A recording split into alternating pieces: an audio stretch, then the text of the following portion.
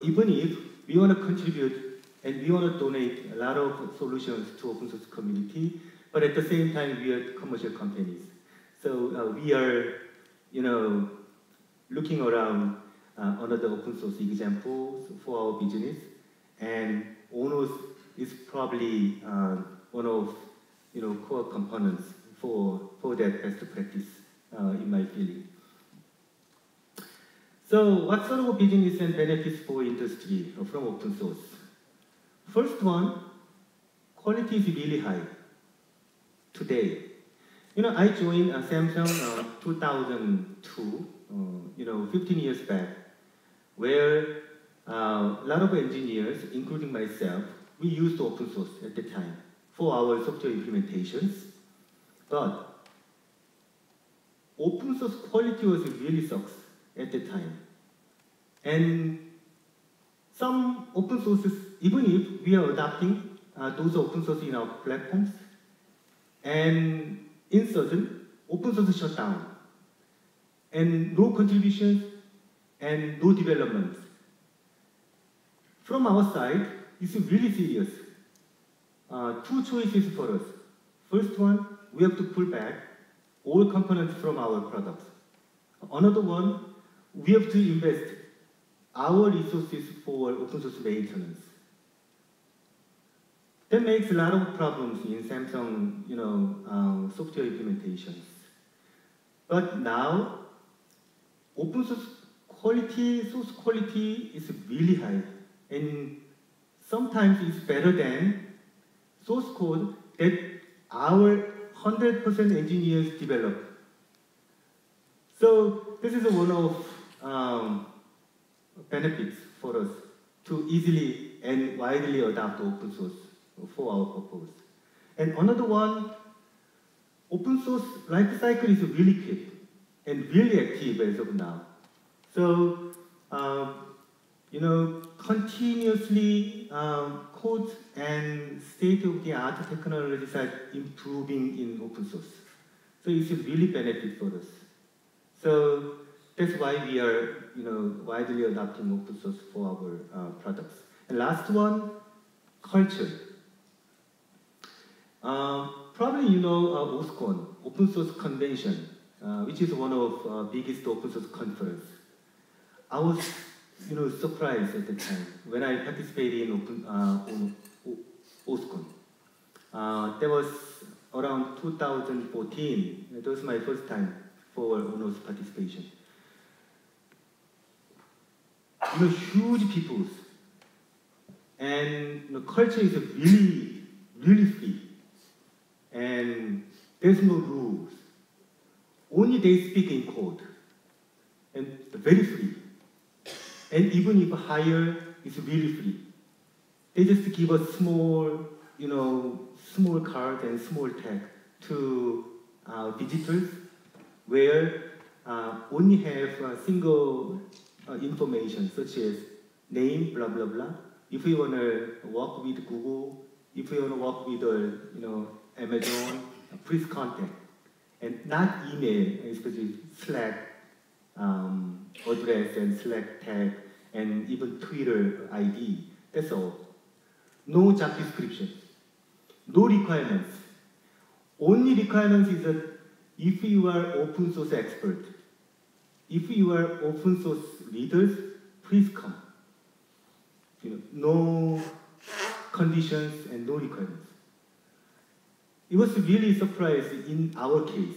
Samsung, we have really strong HR process. Even 3 or 4 process, all people has to go through. Otherwise, they can join us. Well, open source totally different from our previous experiences. So I reported out that information to my boss. Hey, we have to increase our quality and our reputation around open source communities. Otherwise, it's impossible for us to hire good engineers into Samsung. So from that time, we are hardly and seriously trying to change our cultures. even if there are so many remaining jobs within Samsung, but still we are trying to change our conditions. That's why I'm here. I am, principal engineer, and look at my dress, the jean, and even here. I just want to be following up, open source culture. And inside, we build up the code integration systems, and Slack, and GitHub, and Jira, and a lot of open source infrastructure we are trying to build up within Samsung implementation infrastructure. So, point is, open source makes us a lot of changes. That's current Samsung. So, don't misunderstand, Samsung is a hardware company. We are, moving to software company, and as well as open source friendly community. We want to be as soon as possible. So, 2012, we started open source group within Samsung, and 2013, after 1 year, we expand our operation to global overseas R&Ds, and especially Silicon Valley. We have open source group in there. So if you want to join, please contact me, and then you can choose, and then you can work in Silicon Valley. Please come to me. And if you want to work here, Seoul, please come to me. You can work here. Network division, they are hosting and organizing this ONOS event, but their office is Suwon, outside of Seoul. So we are here, Seoul. It's really, really good for a young generation. And another office in Europe we have, especially in London. So if we work here, London, you like it, please come to me. And this is the 2013. And now we are 2017. We are continuously expanding our open source group to such as US, of course, and Europe, and especially Poland, and Ukraine, and Russia, and as well as India, and even China. So our expectation is going to be at least 12 overseas R&Ds open source group from 2018. Then we'll be able to be collaborating globally, all open source engineers by using open source culture, and as well as open source infrastructure. All right, this is a software R&D Center introduction quick video, which is more or less 30 minutes. So let's enjoy our video. Play, please. The world that can make all your imaginations come true. Value beyond software. Innovation in software. Samsung Software R&D Center. Software is a meaningful core resource in this creative and knowledge society. And as a new knowledge industry, software has already become an integral part of our lives. Everything gets connected through software. Established in 1997, Samsung Software R&D Center is a leading group in software R&D. And it is currently responsible for Samsung's transformation into an innovative, soft-driven company. The software center that leads new trends and innovative technologies.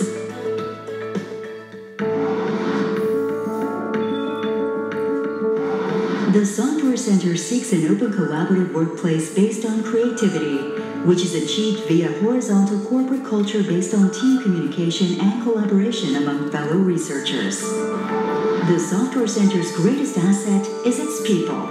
The most valuable assets of Samsung Software R&D Center, which was set up to become one of the biggest software R&D centers in the world, are its employees and research collaboration with 12 foreign R&D centers in 9 countries. The next generation artificial intelligence software platform capable of having a human-like cognition, intelligence, and behavior.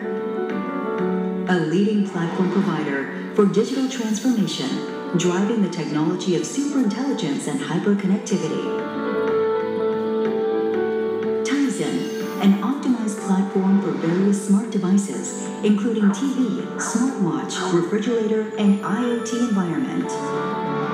The next generation software platform for robots, self-driving systems, and more. Security matters. Intelligent threat monitoring service and innovation security solutions make a difference to the future. A software development system and infrastructure that greatly improves software productivity and quality. Creates high technologies that will lead future growth. Samsung Software R&D Center's core technology makes the impossible as possible by setting an objective of selection and concentration and committing to becoming the world's best in research and development. Software Center continuously strives to improve innovative technologies every day, every moment, to open the door to the world of new possibilities. Speak in code, and you will usher in a new era. The Software Center that builds a bright future for humanity through constant technological innovations. A global world connected to code. Together, Samsung Software R&D Center will open the door to a world of new possibilities. Beyond software.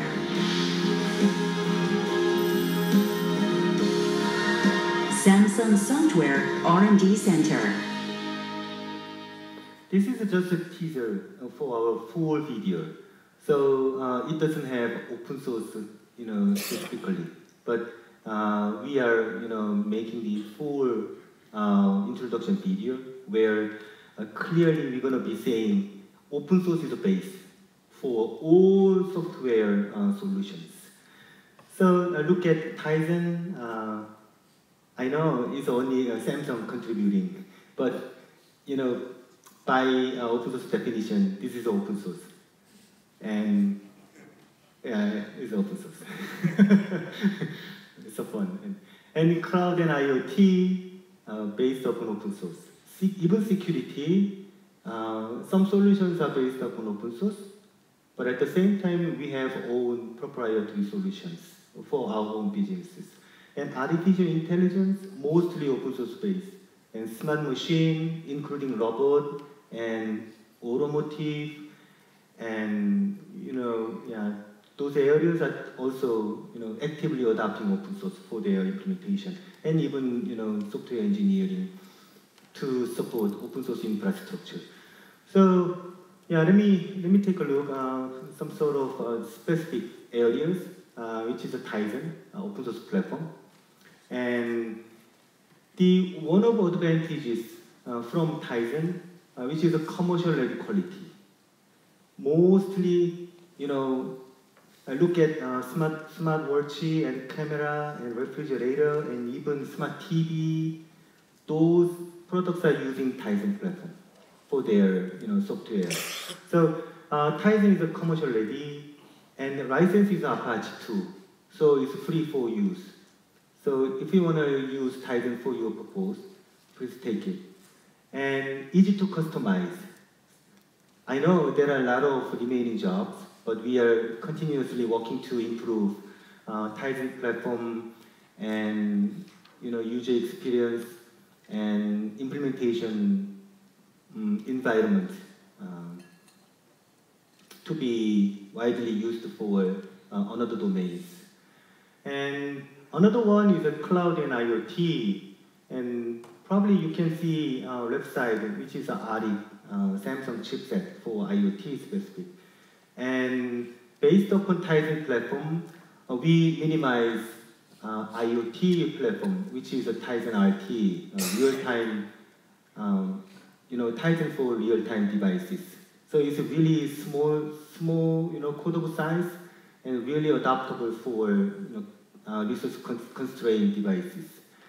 And right side, Open Connectivity Foundation. This is one of IoT open source consortium. So we are one of the founder members, and more than 50% source code we are actively contributing to IoT open source project. And this project is also Apache 2 license. So we are donating our license and patents to those projects, meaning that we have to forgive our patents. So it's a really big challenges within Samsung culture. But IoT, which is one of hardest business areas, so we decided to donate, our solutions to IoT and Open Connectivity Foundation, and even cloud, and of course ONOS for our network infrastructure within cloud infra. And another one, not only smart home devices, but also we are trying to expand our IoT domain, as known as industrial IoT, such as smart factory. We have a lot of factories, since we are manufacturing a lot of products. So we have huge smart factory infrastructure. So we need a software solution for smart factory efficient operation. So we decided to use open platform, which is a HX Foundation. That's one of Linux Foundation hosting project, and that launched at the previous July. And we joined in as a platinum member. So we, actively collaborating with a lot of companies, and as well as OPC for factory data model interoperability. And open source infrastructure is really important. So we have own project name, which is called Collaborative Open Development Environment. So we are supporting, GitHub and Jira, Gerrit, of course, and Confluence, and a lot of, infrastructure we are supporting our software engineers. So they can collaborate openly, not limited in headquarters, but also all overseas R&D engineers, they can share their source code, and they can review, and they can communicate actively. So we are supporting open source infrastructure. And more engagement we need, and we are trying, such as artificial intelligence and smart machine, and as I mentioned, security.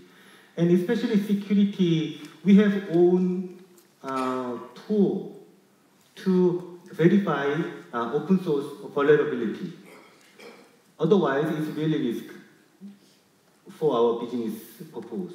So Samsung has own, security verification tool.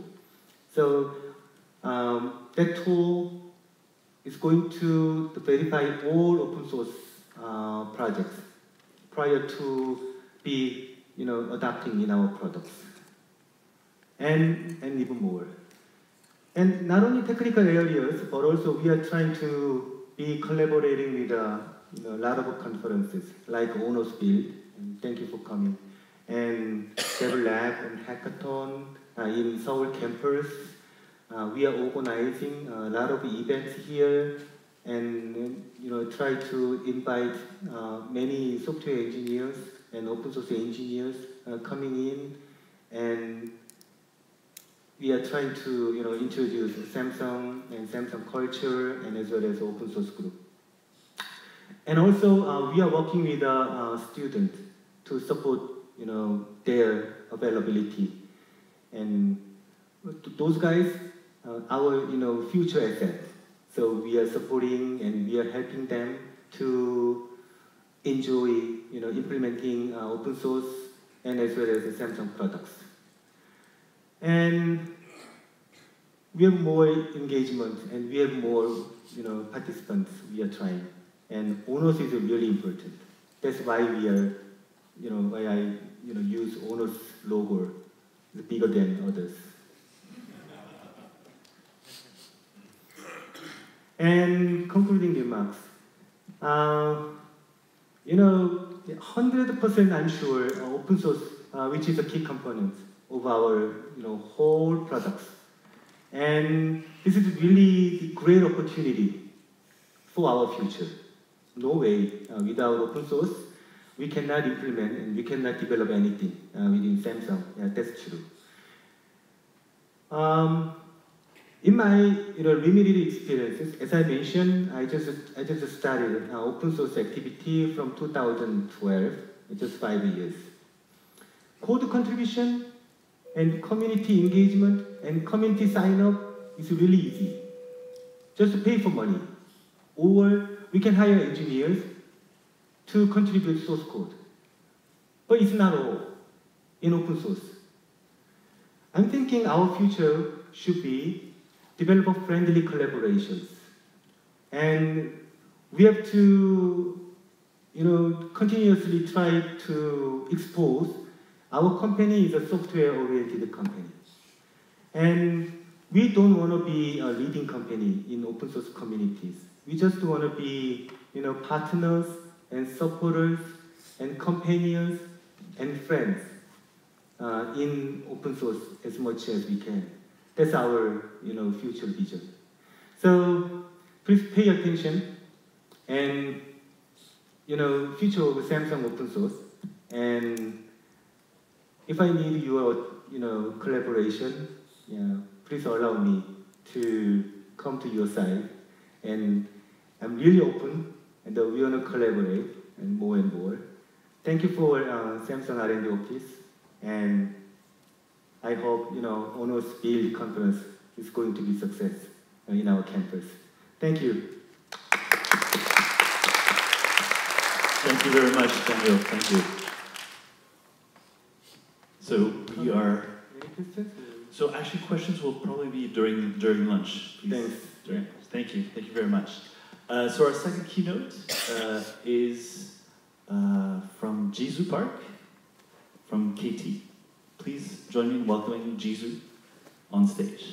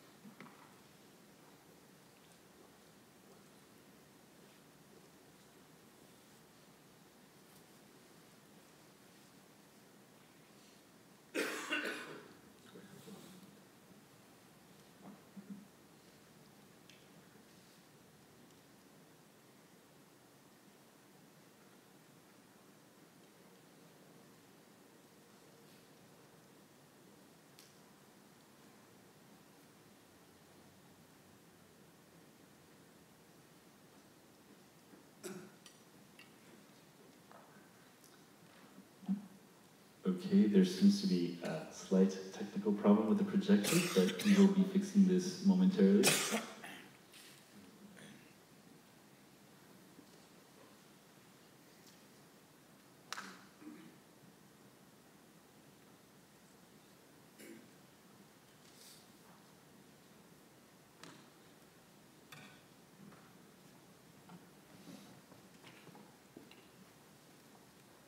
Good morning.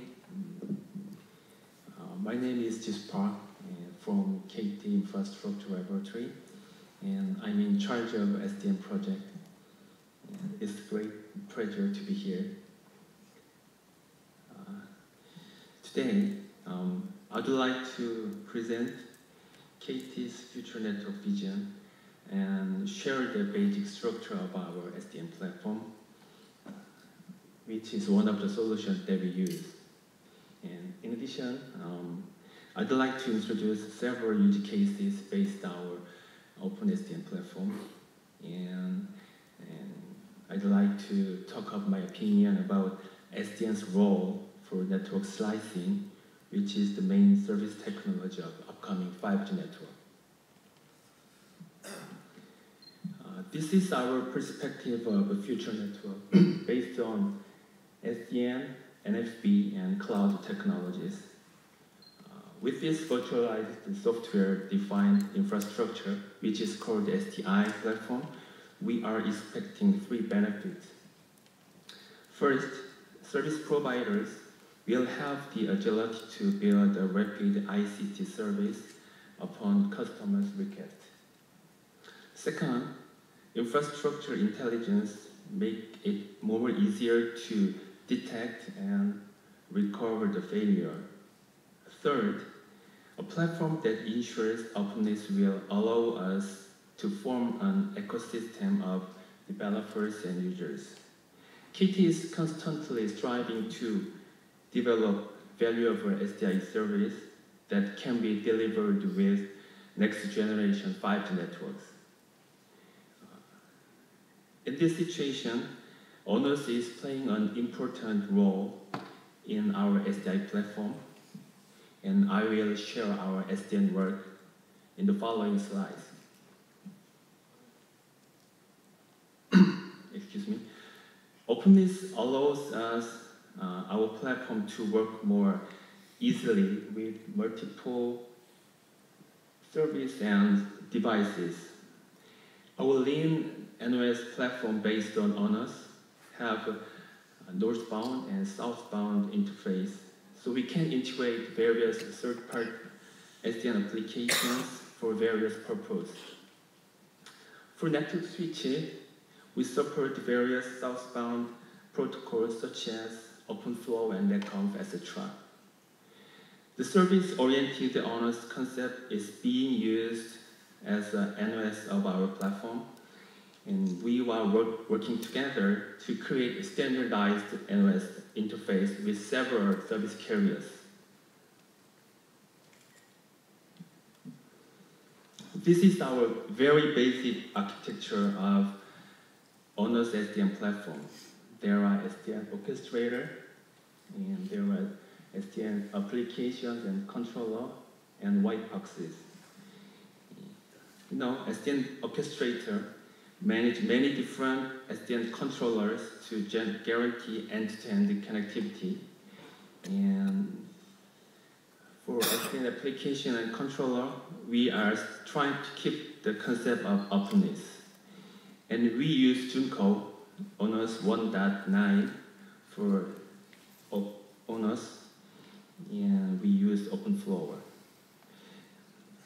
There are 5 main functions for this basic ONOS SDN platform.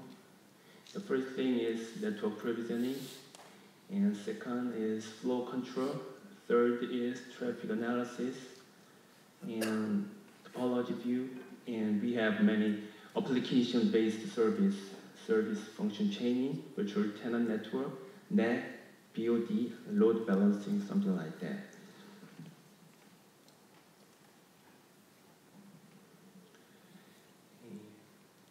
In order to provide network slicing by SDN, we are very focused on developing 4 basic service technology. The first service is I'm so sorry, this is not a final version which I sent to this office.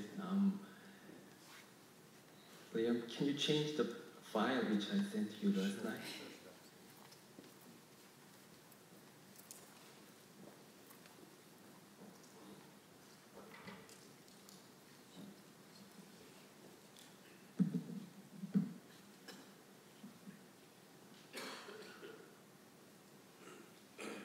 have one more slide, but it is not a version.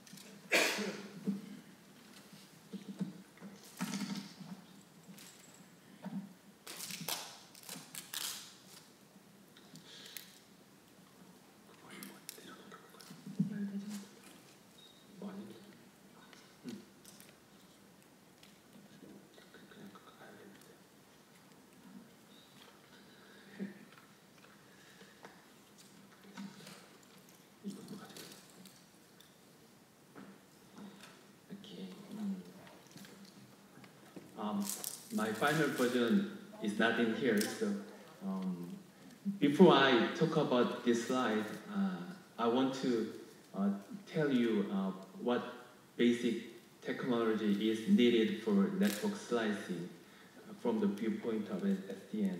So I think there are four main technologies to make a network slice. The first thing is tenant network control. And the second thing is orchestration. And the third thing is detailed service connection, service chaining, and traffic control for each network slice upon user's request.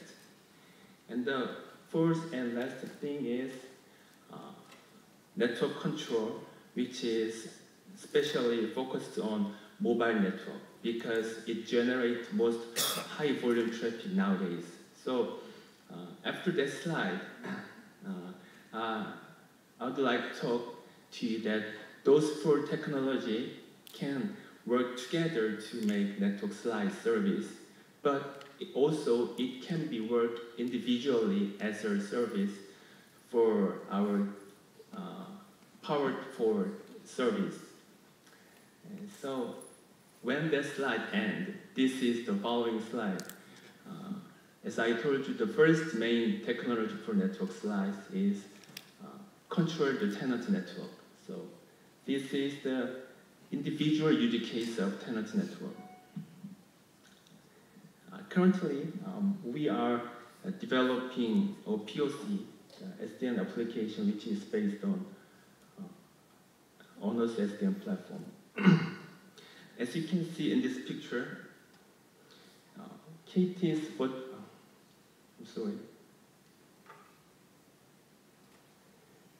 virtualized central office, which is called Edge Cloud, have many kind of VNFs and PNFs.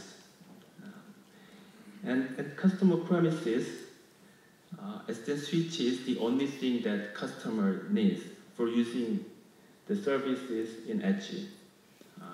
We called this service model as centralized virtualized CPE.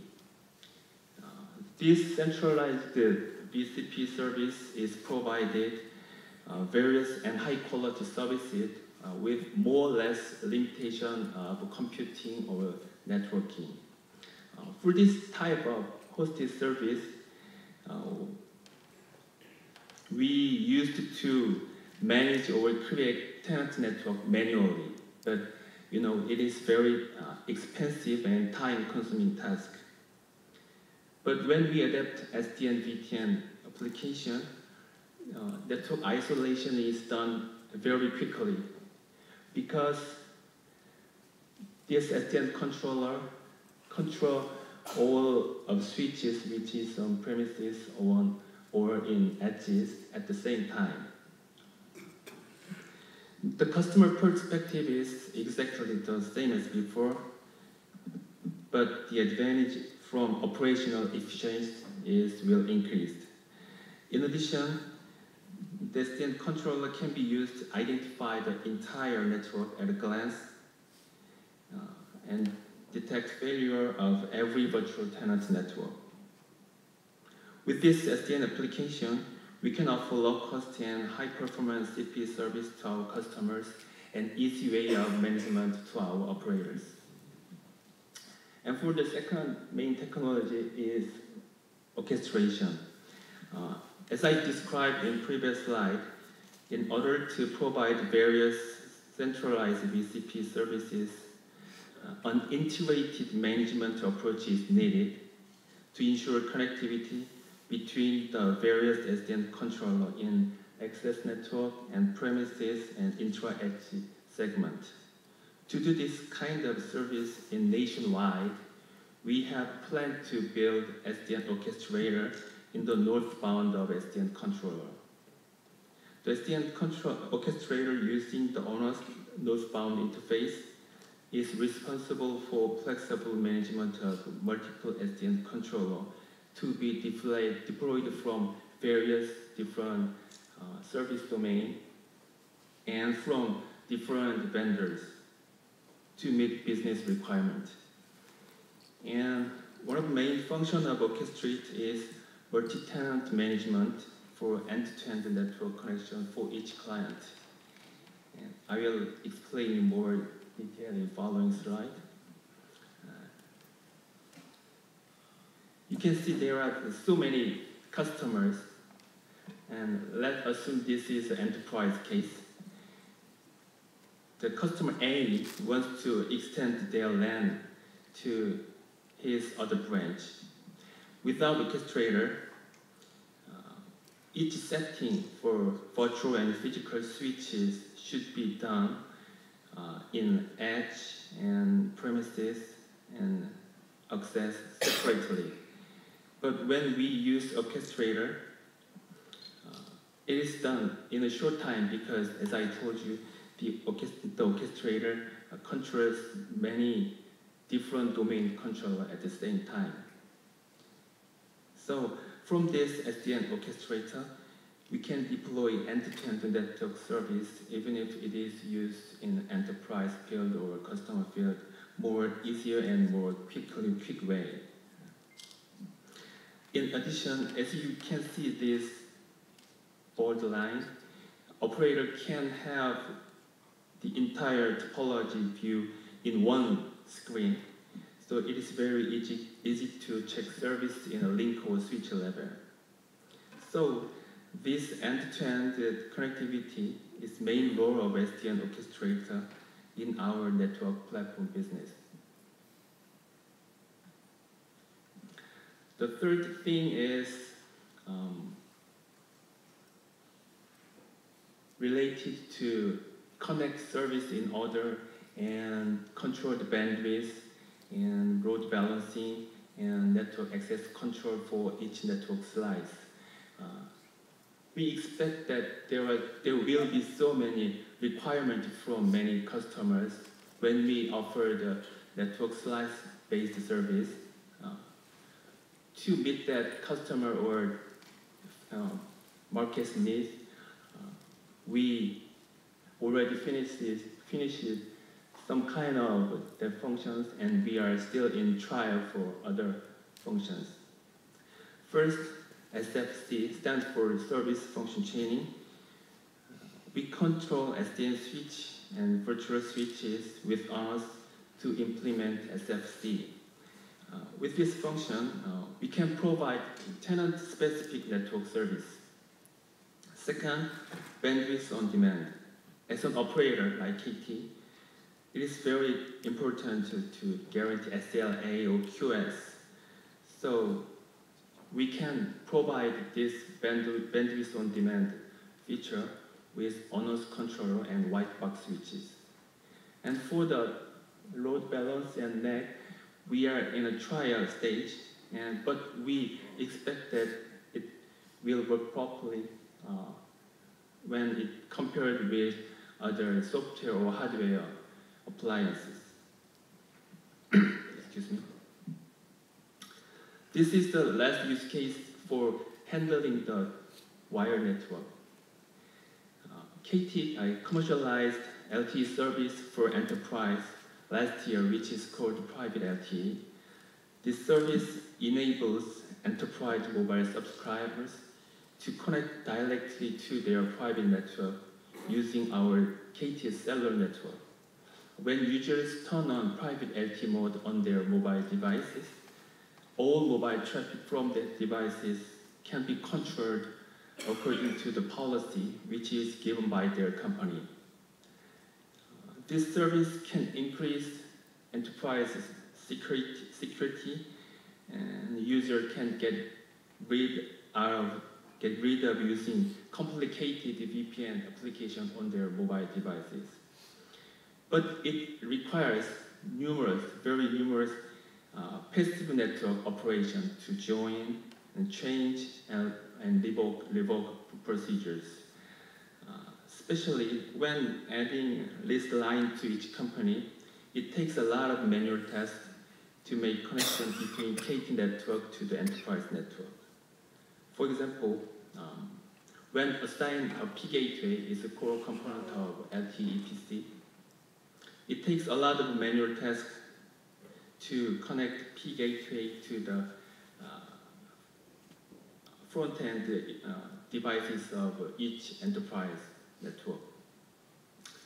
So we are promoting SDN-based PLT POC to get efficiency of QS and operation. As you can see, these points are done by manually currently, but we are trying to automate this procedure which is related to provision or setting QS and flow control by ONOS-based SDN controller. We expect that this kind of SDN control model for mobile core infrastructure will be even more needed when all mobile core network components such as EPC is virtualized and deployed in the cloud data center.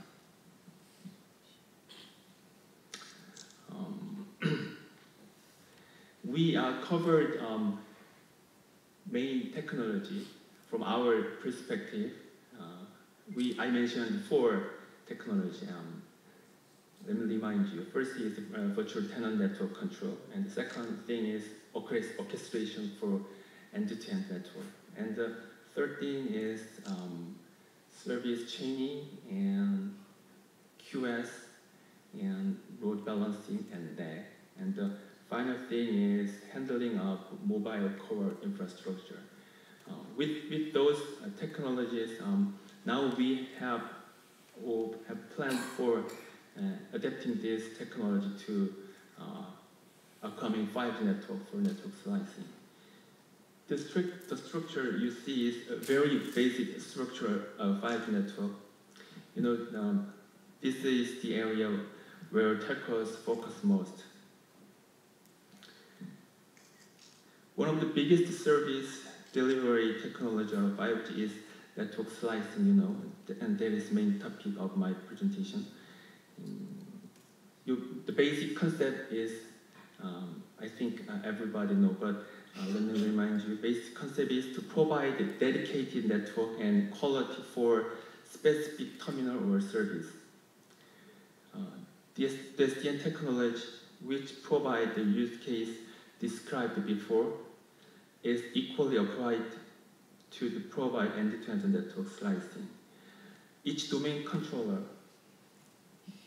is applied to access and intra-edge segment and inter-edge segment work together with SDN orchestrator, which is used to dynamically control all of these controllers according to the service requirement.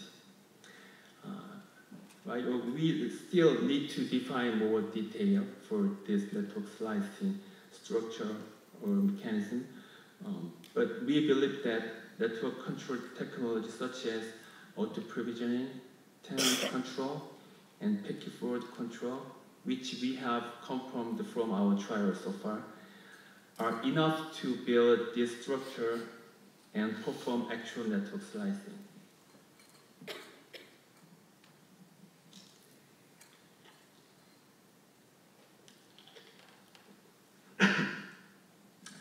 I'd like to show you two typical use cases that can be expected when this SDN control technology is applied to 5G network. The first thing is massive connection-based IoT service. And the second thing is mission-critical connection-based vehicle control. I think these two examples are very good for explanation for 5G's high-capacity network. In the case of IoT, it is necessary to simultaneously control more than thousands of links at the same time, and it is difficult to guarantee the quality of service by manual network settings such as addition, deletion, and modification. So we expect that SDN's also auto-provisioning and flow control features will be very useful for IoT service. And for vehicle control, require ultra-low latency, and constant QoS. So it is necessary to maintain every link dynamically. So this requirement can also be supported by SDN's flow control technology. Yes, this is the last slide. And so far, we covered our ONOS-based OpenSDN platform, and several use cases include 5G network slicing. And of course, there are not many commercial references of ONOS from the viewpoint of telco. Even more, SDN itself is still in its early stage in Korea. So I think there will be many challenges of commercializations of those use cases which I told you today. Especially for operators, I think it is necessary to consider and improve about efficiency of operation and securing of quality and interworking with existing network infrastructure is very important. So by addressing these challenges, ultimately hoping that our platform will provide improved user experience with a sustainable quality. For that purpose, we will continue to make effort. Excuse me. To this end, I'd like to say by saying that we need to organically collaborate with academy, vendors, operators, the main players of this ecosystem on technical openness. Thank you. Thank you very much, Mr. Park. Thank you. And apologies for that little bug with the projector, but I think that's corrected. Thank you once again. All right, so we're going to now transition to presentation on Chord, presented to you by the Executive Director of the Open Networking Foundation, Guru Parulkar.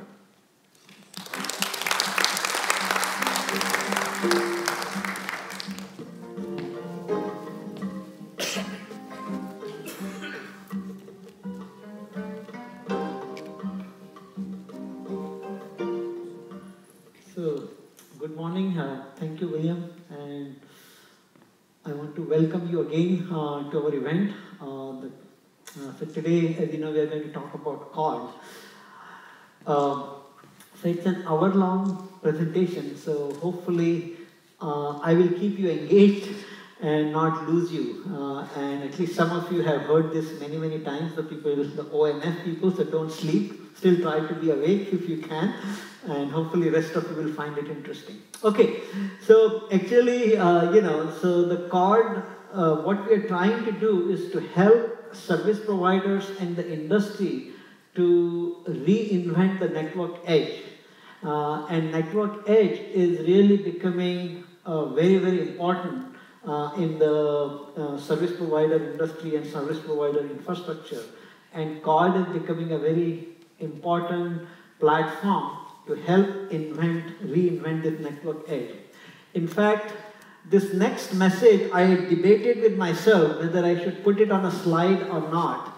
And the reason being, I'm afraid it may come across as if I am doing self-promotion or I'm bragging or something like this. So please forgive me, that is not the intent. But it started a couple of years earlier, but it started as a use case of ONOS, and we made COD an open source project a year ago. And in 1 year, none of these surveys we had anything to do with. They did their own surveys, they went and talked to service providers, and they came to this conclusion. And we are seeing a similar traction with COD in our own experiences. And that is pretty amazing in service provider industry to be able to think about an idea or create a platform and it can have this kind of a traction is really, I have never seen this or I can't think of an example before. Okay, so now let me walk you through the rationale of why I think COD has this potential to have such an impact based on what I understand.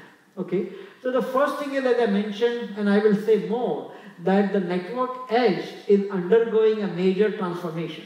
Okay, and I will describe why and why service providers are wanting to transform the network edge. Okay, and that represents a huge opportunity for us as a community, opportunity for COD as a project, and so on. Okay, now COD has definitely emerged as a compelling platform for the new network edge. Okay, it leverages other industry trends that are going on. So it is bringing number of these trends, number of these technologies, building blocks together into a single, what you can think of as integrated solutions platform. So network disaggregation, probably device disaggregation started 10 years ago, and COD is trying to leverage that. Of course, open source, white boxes, SDN, NFV, cloud. You will see all of these things, pieces come together in a very nice integrated solutions platform in COD. Okay, many service providers are already engaged with us. They are doing lab trials. Some of them are taking it to field trials with plan for production deployment. And we have a very healthy, growing community. As I mentioned, COD is only 1 year old. Already there are 60 plus organizations that are actively participating and contributing to COD. Another important thing about COD is that it is, we have already demonstrated a number of providers are pursuing this. It can support 3 most important, you can call domains of use, or 3 different most important customers that service providers have, and that is residential subscribers that connect over wireline, either GPON, XGS-PON, or whatever the wireline technology is. The second class of customers that is very important are the mobile customers. They typically right now connect over LTE, future over 5G, and then enterprise they connect over Metro Ethernet. And we have demonstrated how COD platform can support all of these classes of customers or can be used in these domains very effectively. Okay. The next thing is that, yes, some of you might have used COD already. And so, as it happens with many open source platforms, the first couple of versions of the platform are not necessarily ready for use by either even developers or users. The good news is that we are very close to doing another release, 4.0, and then soon after that 4.1, which is really going to make CORD take it to the next level in terms of its usability. And when I say usability in terms of much stable interfaces, the interfaces with CORD have been evolving, and for understandable reasons that it was very new and then we open sourced it and then we were trying to learn quickly. Also, the build process used to be very painful and not necessarily repeatable. What we are trying to do is in 4.0 and maybe 4.1 to build that, to make that CORD build process much more predictable and repeatable, so that most of the time it succeeds and you can build the pod. Other important thing is that we have been doing these demonstrations of proof of concept for residential, mobile, and enterprise in kind of isolation. But what we are hoping to accomplish in a month or so with 4.1 is all these services that were developed in the context of R, E, and M, they will all come together and they can be working on the same platform. Okay, so that is another very important step. And so, for some of you who may not yet have engaged and have been sitting on the sideline, I would want to say that this is the time to engage. And for different, depending on the role of your company or yourself, you may look at it differently. So if you're a service provider, for example, I would highly recommend that you try to find a way to build a CORD pod in your lab. Okay? And it's a reasonably simple, I mean, you do need some investment in the equipment, but if you are willing to make that investment, it is relatively straightforward to build a CORD pod in your lab, and we are willing to help. And what I want to say is that, I mean, I have very high confidence that if you do it, you will love it. Once you have the CORD pod working and you have few developers starting to play with it, they will find that it's a very enabling platform and you can do very interesting edge services on top of this platform.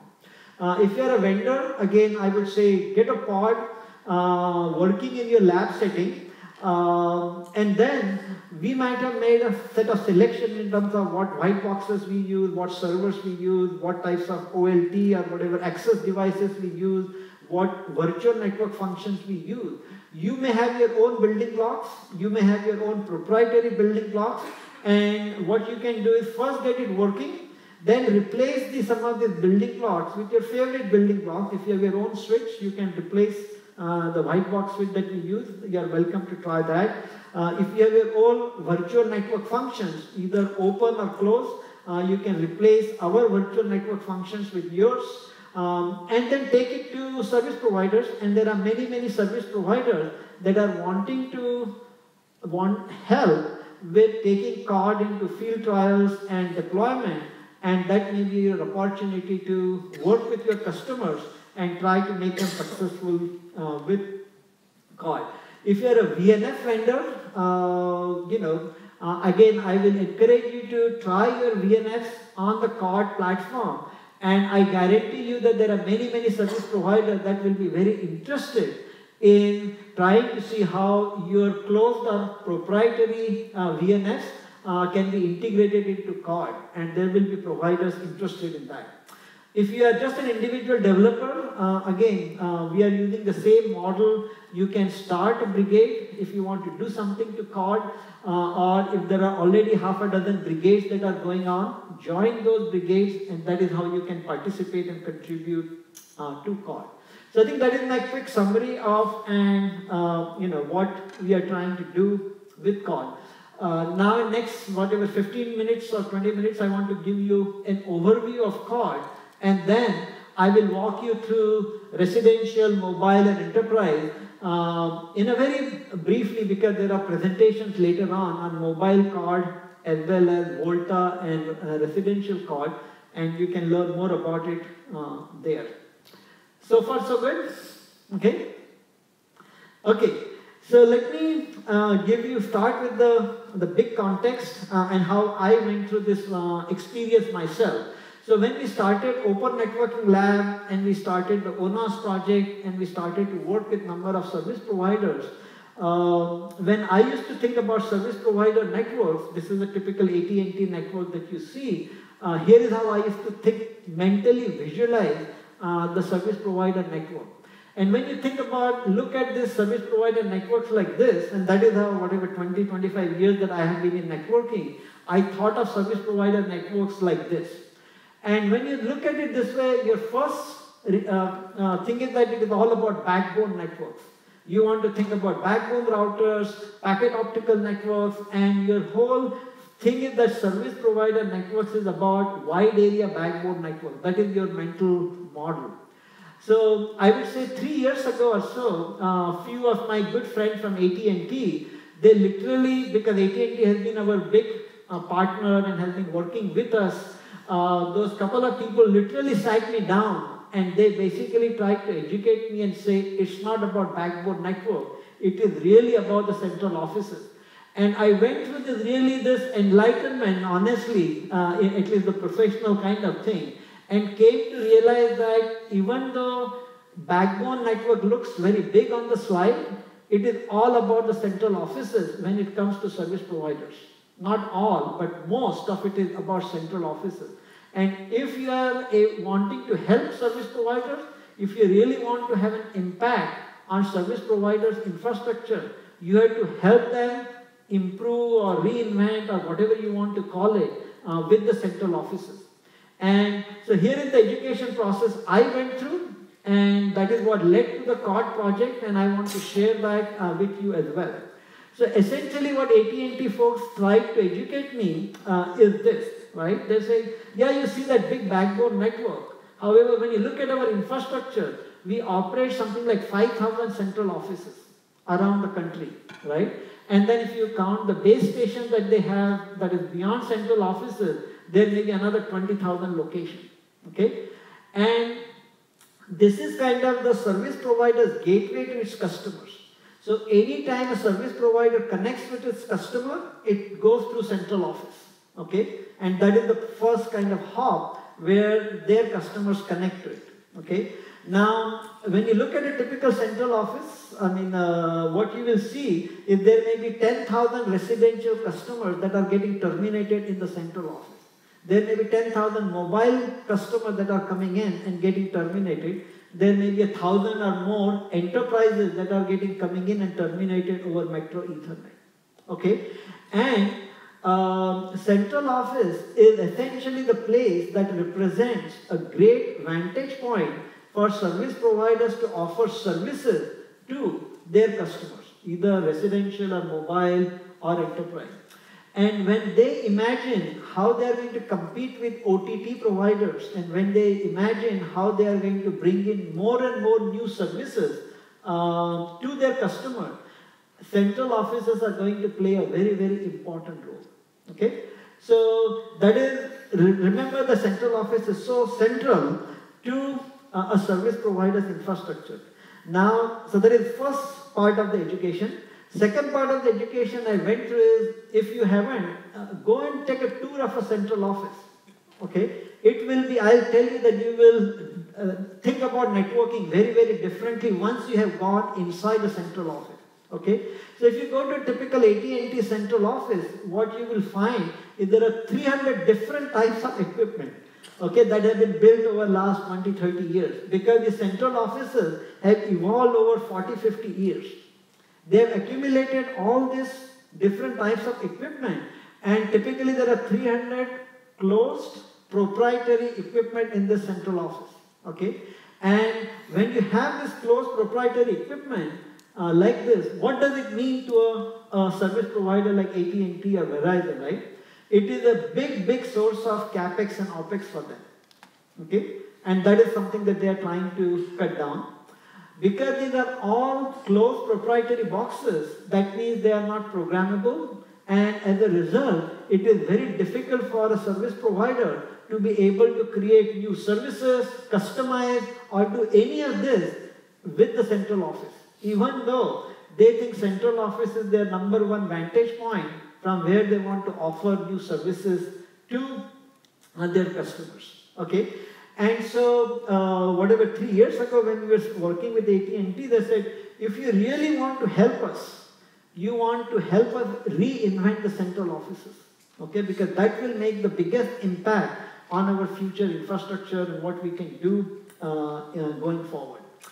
So another way to say this is, if you look at how even the cloud infrastructure is taking shape and how service providers are trying to play into this cloud world, you will see that access edge is a very important role to play.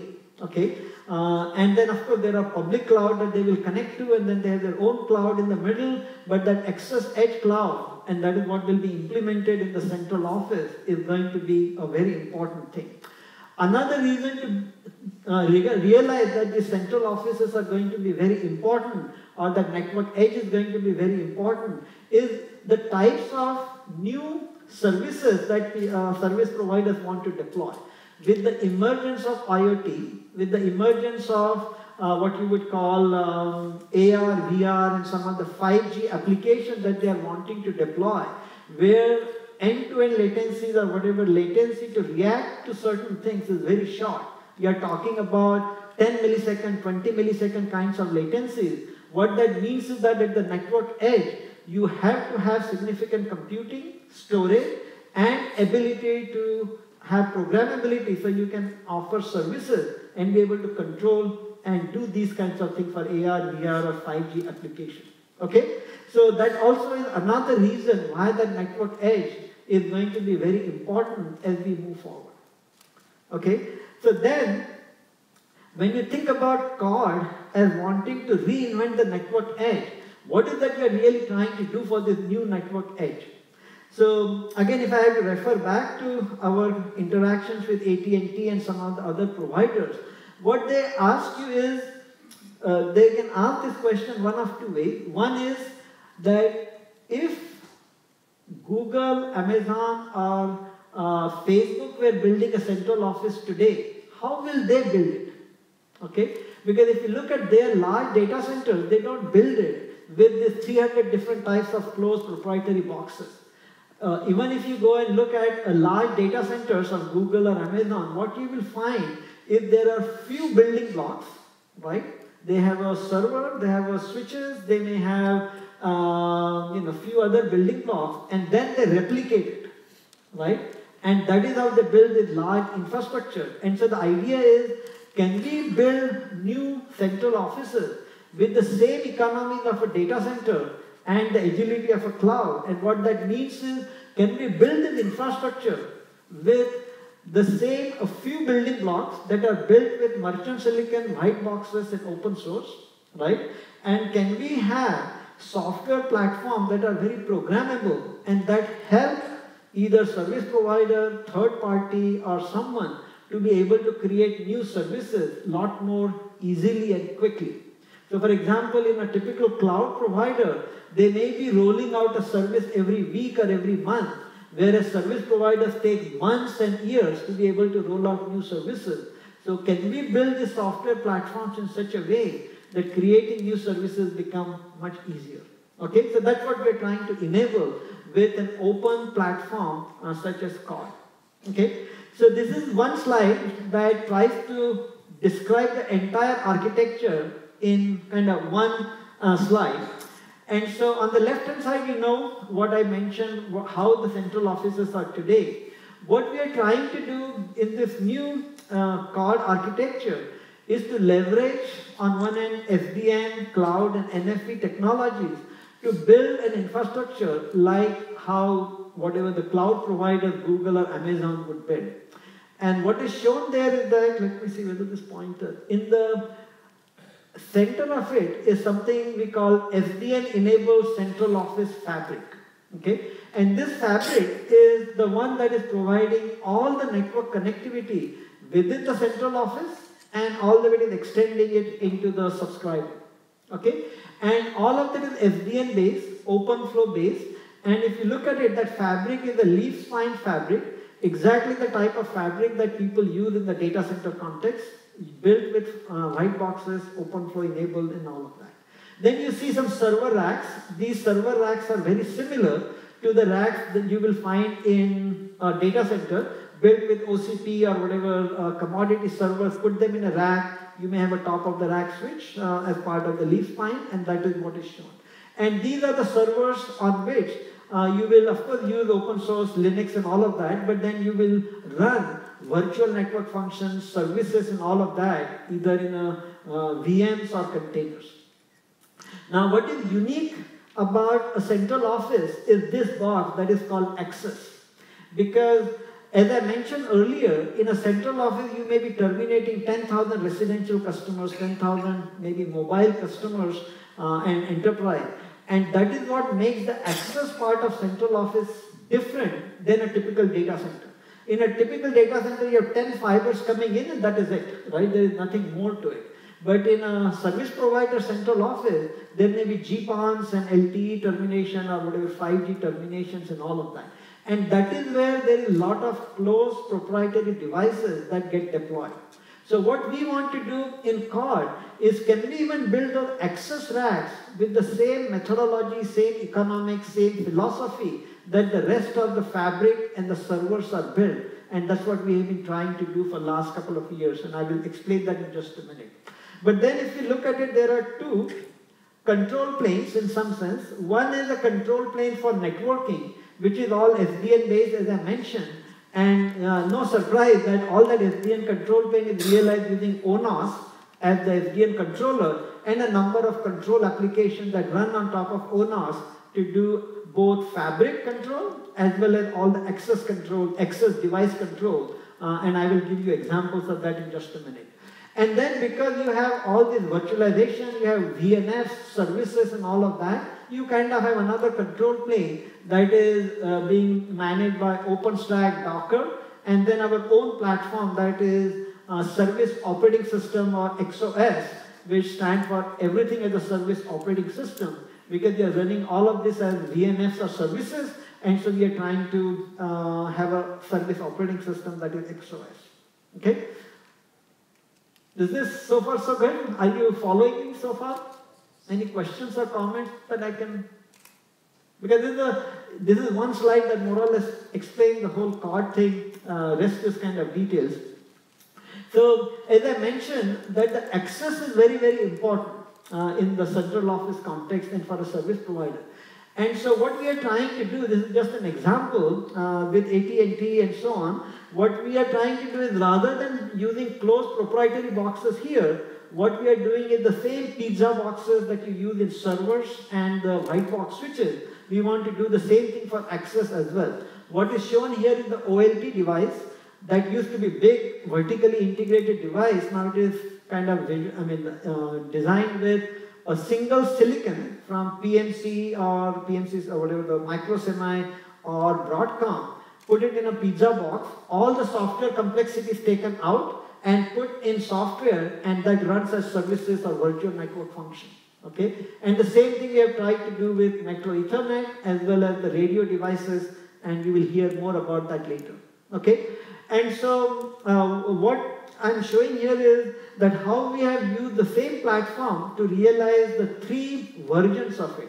One is for residential, where what you see is the access is built with GPON, OLT devices and pizza boxes, put them in a rack, and then all the services or control is in software, and it is running as virtual network functions or services.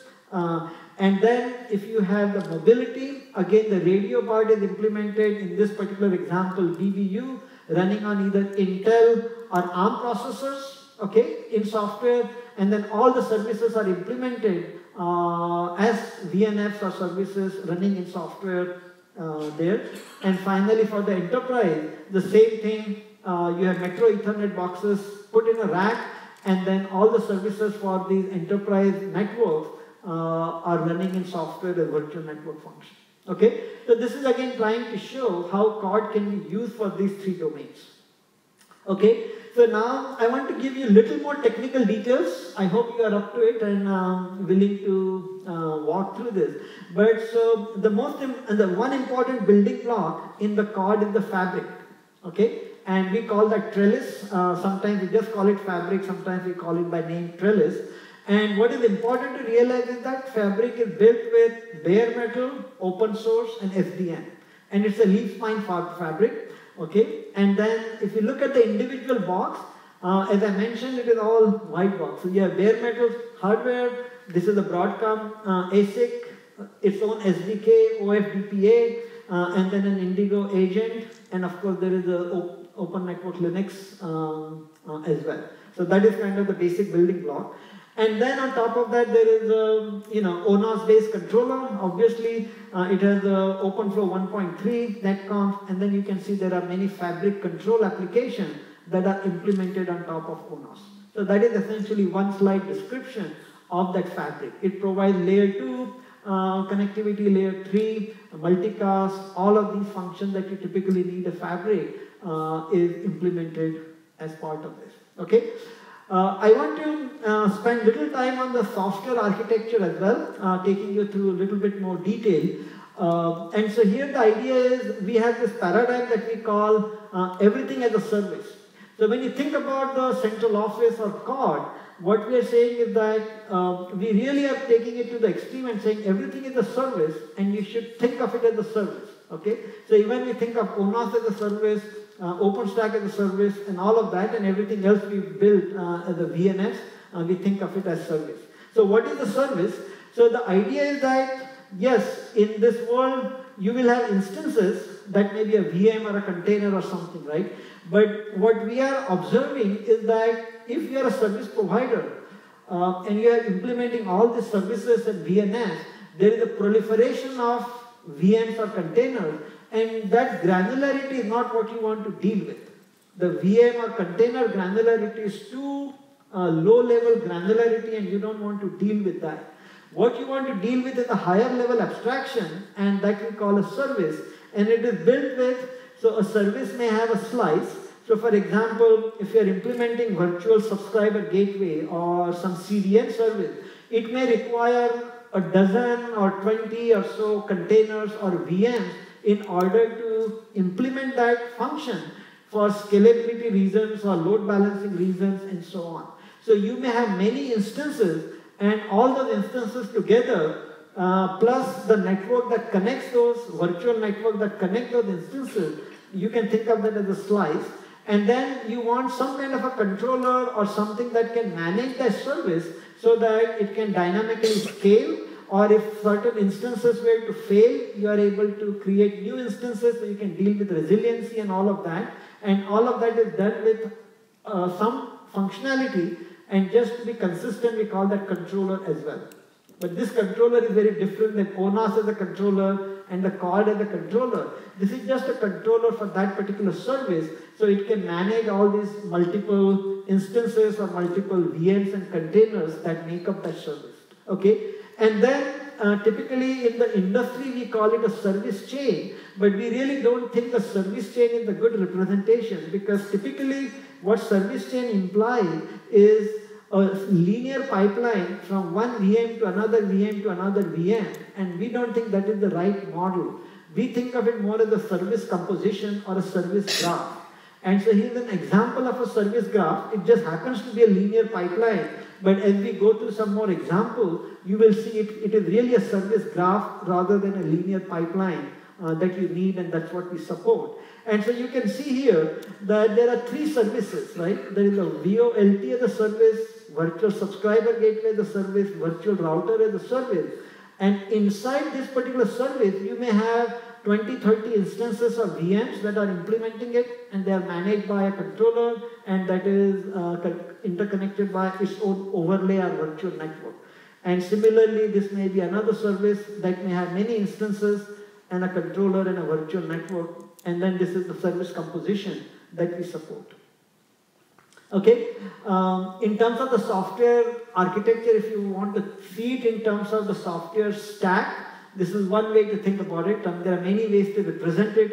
So here what you're looking at ONOS as SDN controller. It has its own services, VPN, fabric control, multicast control, virtual OLT, virtual router. Those are applications running on top of ONOS, but they are also services from the point of view of XOS.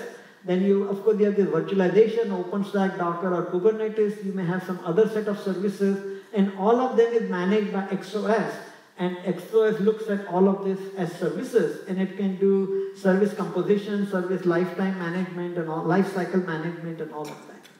Okay?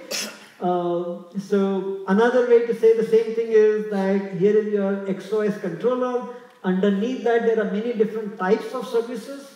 ONOS is a service, there are control application, infrastructure as a service, VNFs as services, and they're running on these resources.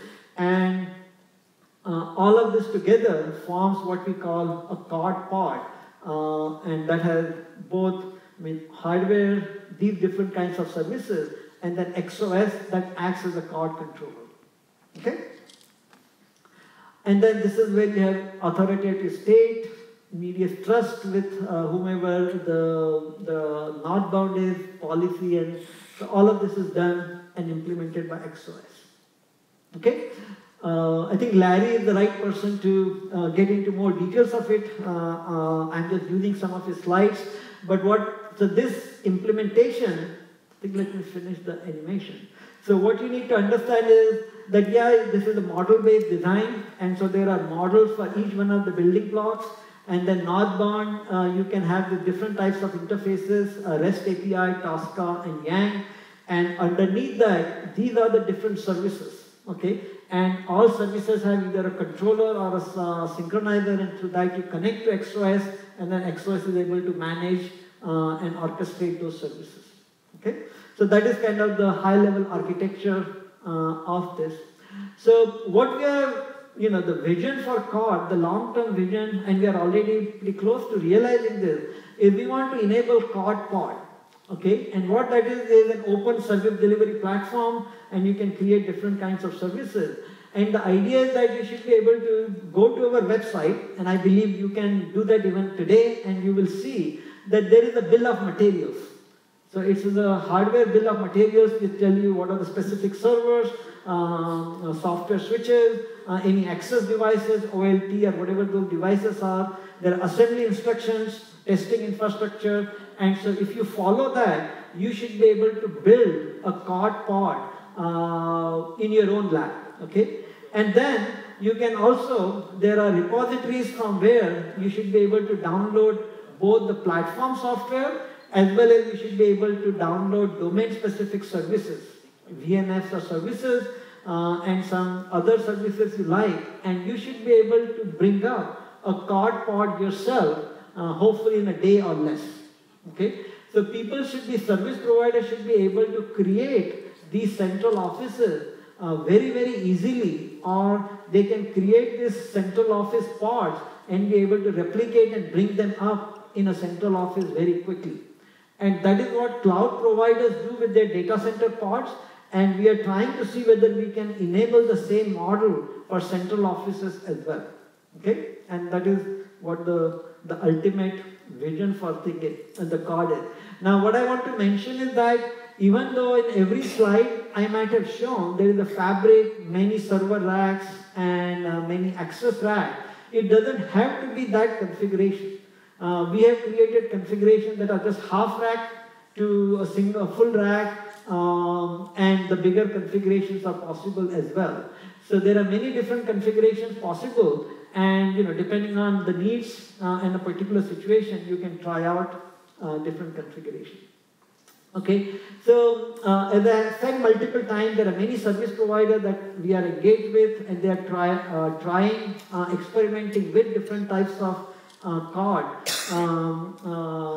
thing. And so here is a list, and you can see this list is quite impressive. If you look at North America, AT&T, Verizon, Comcast, Google, and of course a few others. So when you want to influence the service provider industry, especially in say United States, if you have all these people that are trying out the platform and have plans to move forward, you cannot ask for more, right? I mean, these are the real true leaders in this space, and the same thing is true in Asia and Australia, China Mobile, China Unicom, NTT, SK here. Hopefully, KT will be trying out the COD pod as well. So, yeah, very, very exciting. And similarly in Europe, Deutsche Telekom. So Deutsche Telekom just became a partner and you will hear more from them in terms of their plan for field trials and production deployment. Okay. Similarly, Telefonica and Turk Telecom. Turk Telecom recently became a partner, and they also have some ambitious plans of doing trials and hopefully production. Okay, so this is kind of the traction we are seeing with service providers, and we are very, very happy about that. Okay. Okay, so as I mentioned, that it is true. If you tried COD before, I would be surprised that you had a lot of struggle bringing it up and using it and all of that. Even though it is a very powerful platform, we just open sourced it a year ago, but now we are going to do a release hopefully next week and another end of October. And what I want to say is for individual systems as well as a system as a whole, we are moving from what used to be a POC quality platform to something that is now starting to be developer friendly to operator friendly as well. From proof of quality, POC quality to something that can go into field trial and people can play with it and turn on some experimental customers. From very hard manual crafted to something that the build process is becoming more and more automated. And we are not there yet, but hopefully the zero touch or something so that you can bring up the pod very quickly. And as I mentioned, going from separate R, E, and M card, we are going to what can be thought of as a multi-access integrated card as well. Okay? And again, we started with a very small set of services, but we are expecting that by end of October, when you combine residential, mobile, enterprise, all that service portfolio together, we may have something like 25 or so VNFs or services all working in this particular case. And again, that will be a major, major milestone, because I don't know of any platform today, especially in open source, that can have such a rich platform of services, and most of these are in open source. Of course, that doesn't mean it has to be open source, but the idea is that all of these 25 services are open source, and but you can plug closed proprietary services as well. So if I have to summarize this part, right, so what is unique about COD is this partnership that we have with ONF, number of service providers, vendors, and a growing collaborating community. As you saw, in COD we are bringing together many pieces. It's not about one platform, either software or hardware. It is trying to bring many platforms together into what can be thought of as an integrated solutions platform. And I think that is a big deal for service provider, because it makes it much, much easier to consume it. Okay.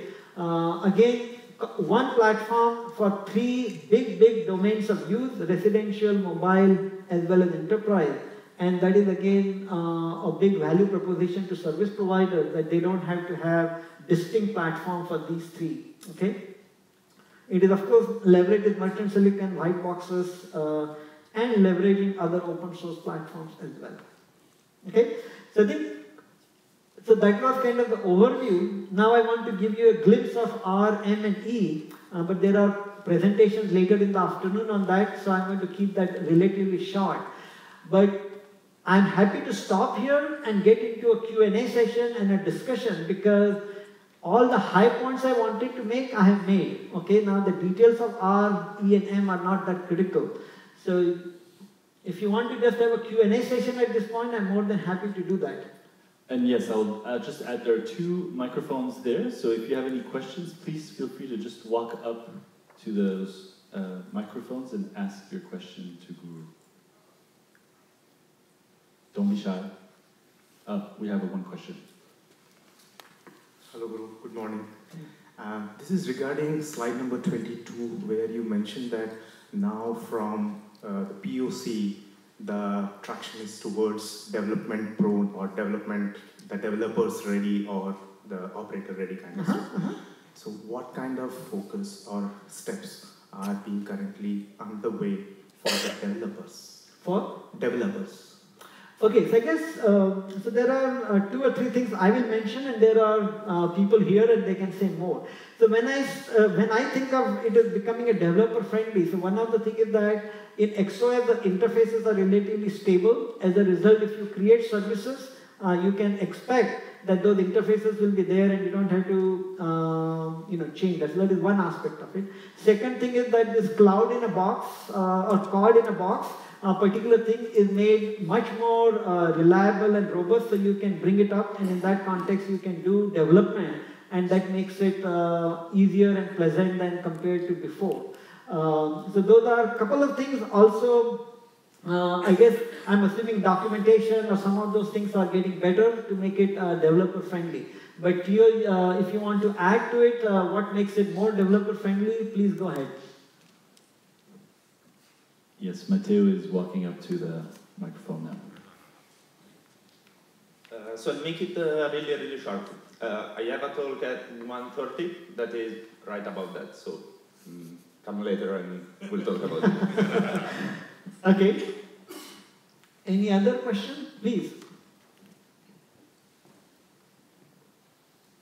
Thanks, Guru. In fact, most of the operators have their own orchestration system. So are they still use their own orchestration system, or they are migrating to using XOS? Very good. So I guess it depends on what you mean by the orchestration system, right?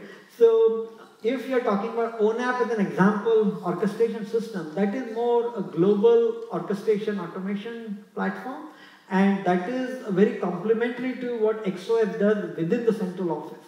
So I think, remember that XOS is trying to do this confined to within a single central office or the edge of the network.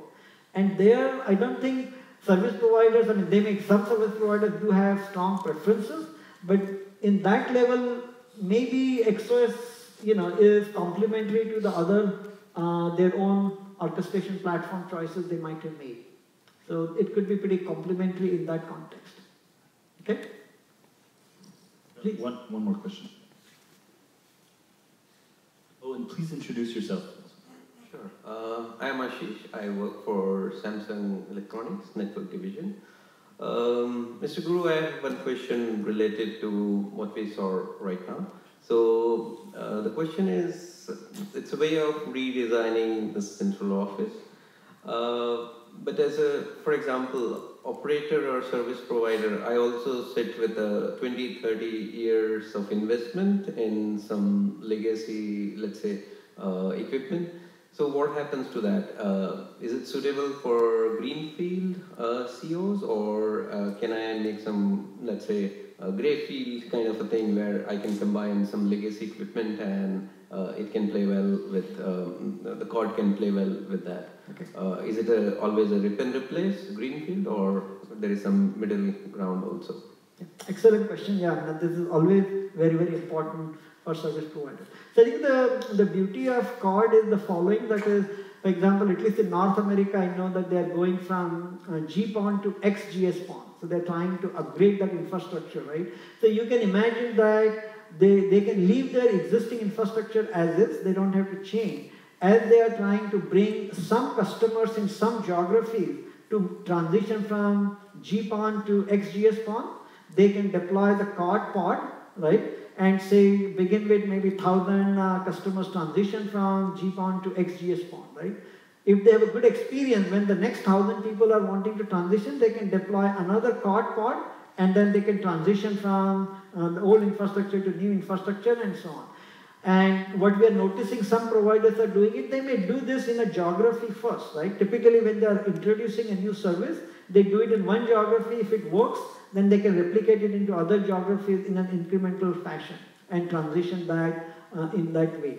So I think that is one way to think about it, and the good news is that the access, as I mentioned, there is a lot of transition that is expected. Many providers are going to go from whatever their LTE infrastructure to 5G infrastructure, and when they do that, they may find that the MCOD is the perfect platform to try out that on the MCOD side rather than do it on the old way of doing it. So it is in some sense this is greenfield, but it is coexisting with their existing infrastructure as they are turning on new functionality or new capabilities. I hope that helps.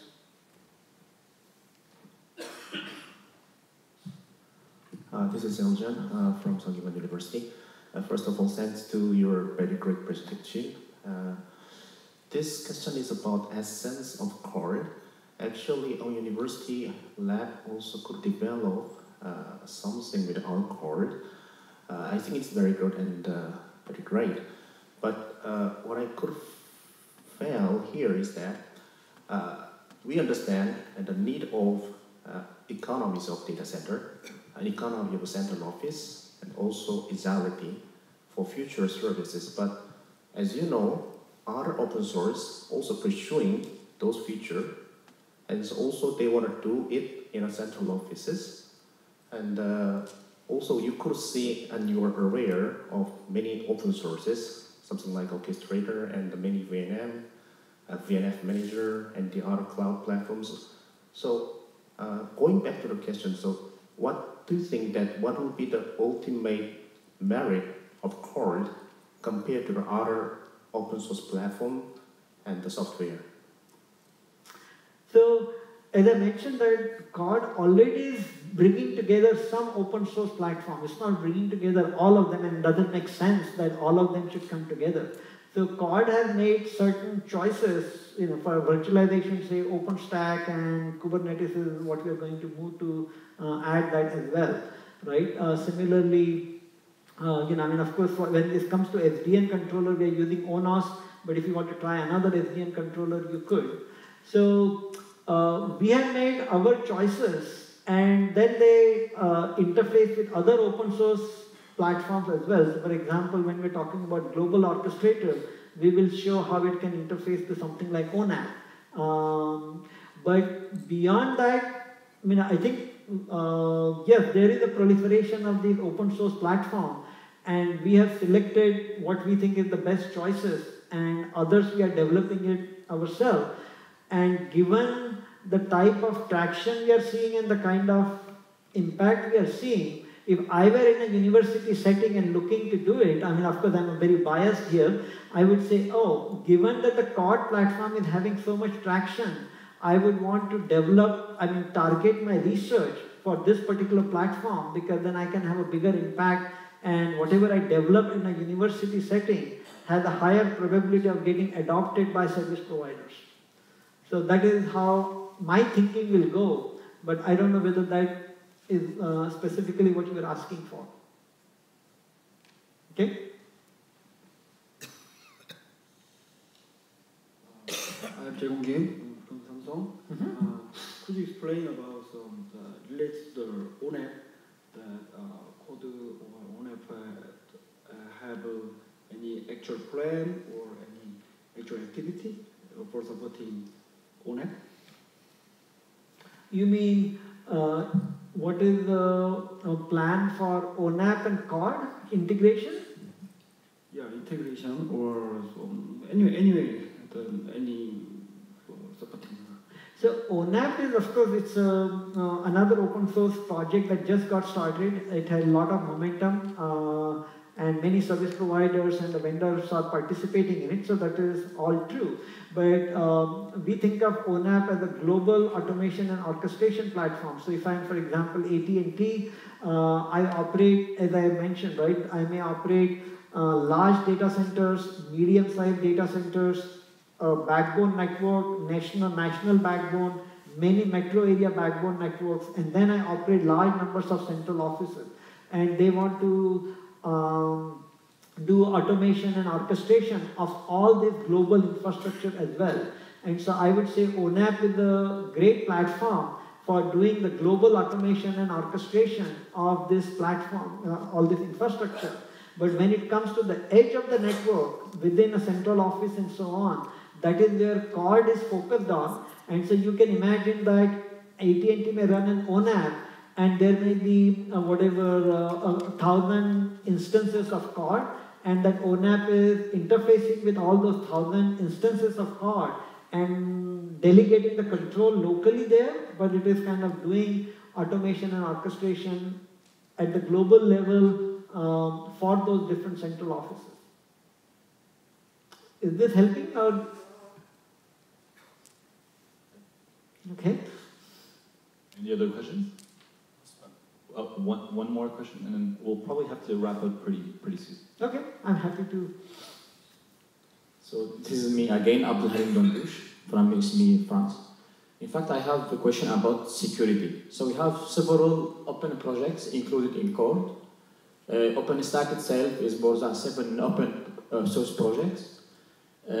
So is it left, the security concern, is it left to some application or virtual networks on top of ONOS? Or do we have some, let's say, subsystem included in the nearby the fabric? I mean, so in the core of the controller.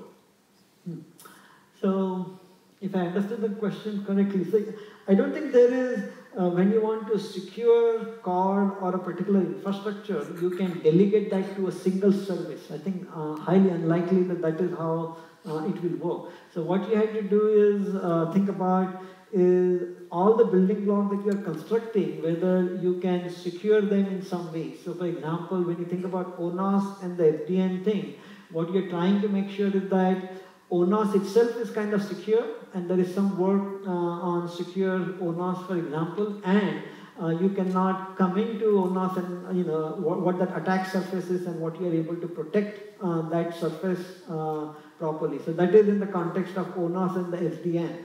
Similarly, when you think about XOS, you want to make sure that XOS, when somebody gives you a service definition or you are wanting you to do something with service, you can authenticate and you are protected that you are only doing the valid operations and not letting someone else do it who is not authorized to do it. So those are the kinds of reasoning that one has to go through it. And I don't think, I'm not qualified maybe, and also I can't walk you through everything to say how code is secure. But that's a good, very, very good question to ask and see what can we do in this space. And I'm 100% sure there are opportunities to do more. And if you are interested or somebody else interested, something to explore, and then I'm sure there are opportunities there.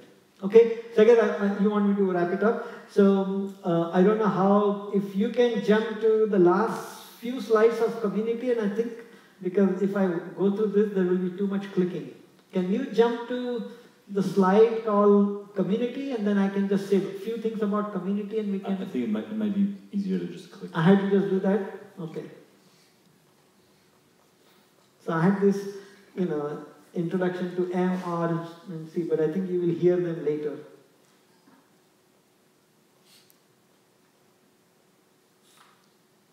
I think this, okay, I want to spend just a minute here. I said this, but this is such an important thing that I want to, that animation is not working. Okay, so I guess what I want to say is that now, as I mentioned, that there are 25 or so VNFs or services that are part of CORD, and they will be all part of the 4.1 release, and you can have them. That is, in my opinion, that's a big milestone in itself. But what I want to encourage you is that, especially if you are from a vendor community or from a service provider, if you have a VNF of your choice, and it can be closed, proprietary, it doesn't matter, we would love to show you how that VNF can get onboarded into the CORD platform. Okay, and how easy it is. The whole idea is that we're trying to make it easier and easier to onboard new VNFs into the CORD platform. And if you do it as a VNF vendor, again, I guarantee you that there are many, many providers that are interested in seeing how close proprietary VNFs can get integrated into CORD platform, because that tells them that they can adopt the CORD platform and can get VNF from wherever they can and want to. And so we would love to help you do that. Okay? Okay, so I think community again, CORD, as I mentioned, is only 1 year old. And within a year, you can see that we have seen tremendous community growth. And that is, very nice. In any open source project, community plays a very important role. And we want to make sure it continues to thrive and successful. Similarly, we are trying to create the dashboard that I think you saw before. And in this case, you can see for this particular release or whatever in the year, there are 110 think if you go a little longer, there are even more people that have been contributing and the number of companies that are contributing as well. Okay? Yeah, this is another very important thing. We are going to run a code build event in San Jose on November 7th and 7th through 9th.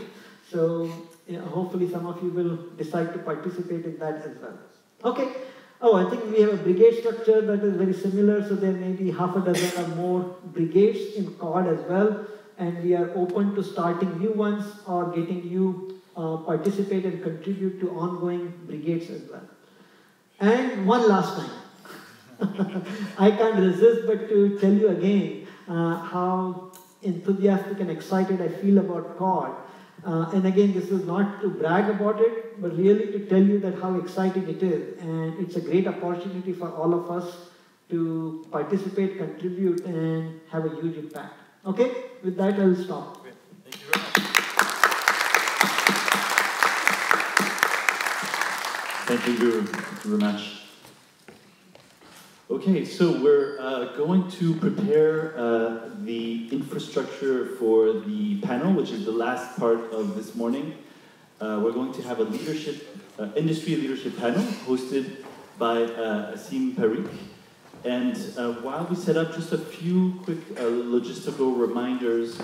Lunch and the SDN Science Fair will be a little bit shorter today, and so we'll start the ONOS basics session, the core basic sessions and the community showcase at 1:30 p.m.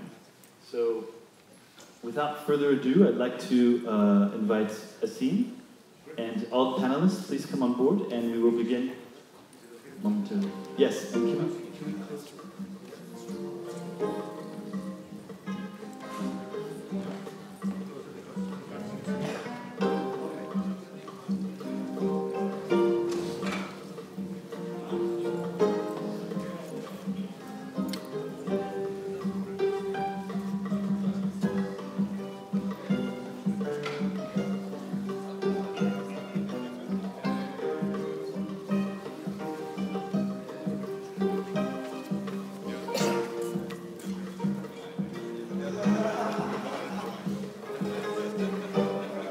Hello. Good morning, everyone. Please, please join me on the stage.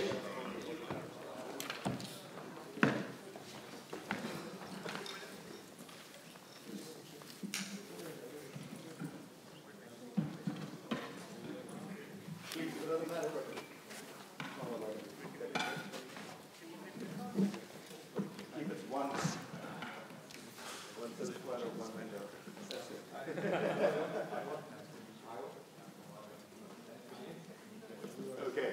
Everyone wants to, looks like they're going for lunch. I don't know where they're going. No. Having a break. Taking a break? Should we? If they're coming back in 2 minutes, we can wait. Otherwise, we'll get going. What do you think? I think we should get going. Get going. So, thank you very much again for staying back. It's Friday, I understand. It's the last day. So you're looking forward to some Gangnam style fun this afternoon or evening. But we want to really bring this community together with the people who really matter, and that's this industry. And I'm Asim Parikh. I've been at ONF for about 10 months. This is my first open source event, to be very frank, okay? So I've always been in very, typical industry events. And I was really looking forward to this because I thought this would be a place where I will have people not of my age group, people much younger. It'll be a lot more fun, a lot more exciting. Everyone is ready to collaborate, everyone is open, everyone is, jumping up and down. So hope we can bring that energy down and not let me down. I know the panelists here are going to do their best, but I'm also counting on you, okay? Let me get my clicker somewhere. Thank you. This works. Okay, so to kick off the panel, and before I introduce the panelists, I wanted to revisit what are we all about again. Why is ONF? What are we doing? What the community is trying to do? And you saw this on the first day when Guru presented ONF. And I wanted to highlight a few things. So we are about transforming networks. That's a big part of our ask. We are out there to transform networks not because it's technologically cool, but we really want to enable new service delivery. And that basically means it has to, when you enable new service delivery, it has to make money for someone who delivers it, aka service providers, our primary partners.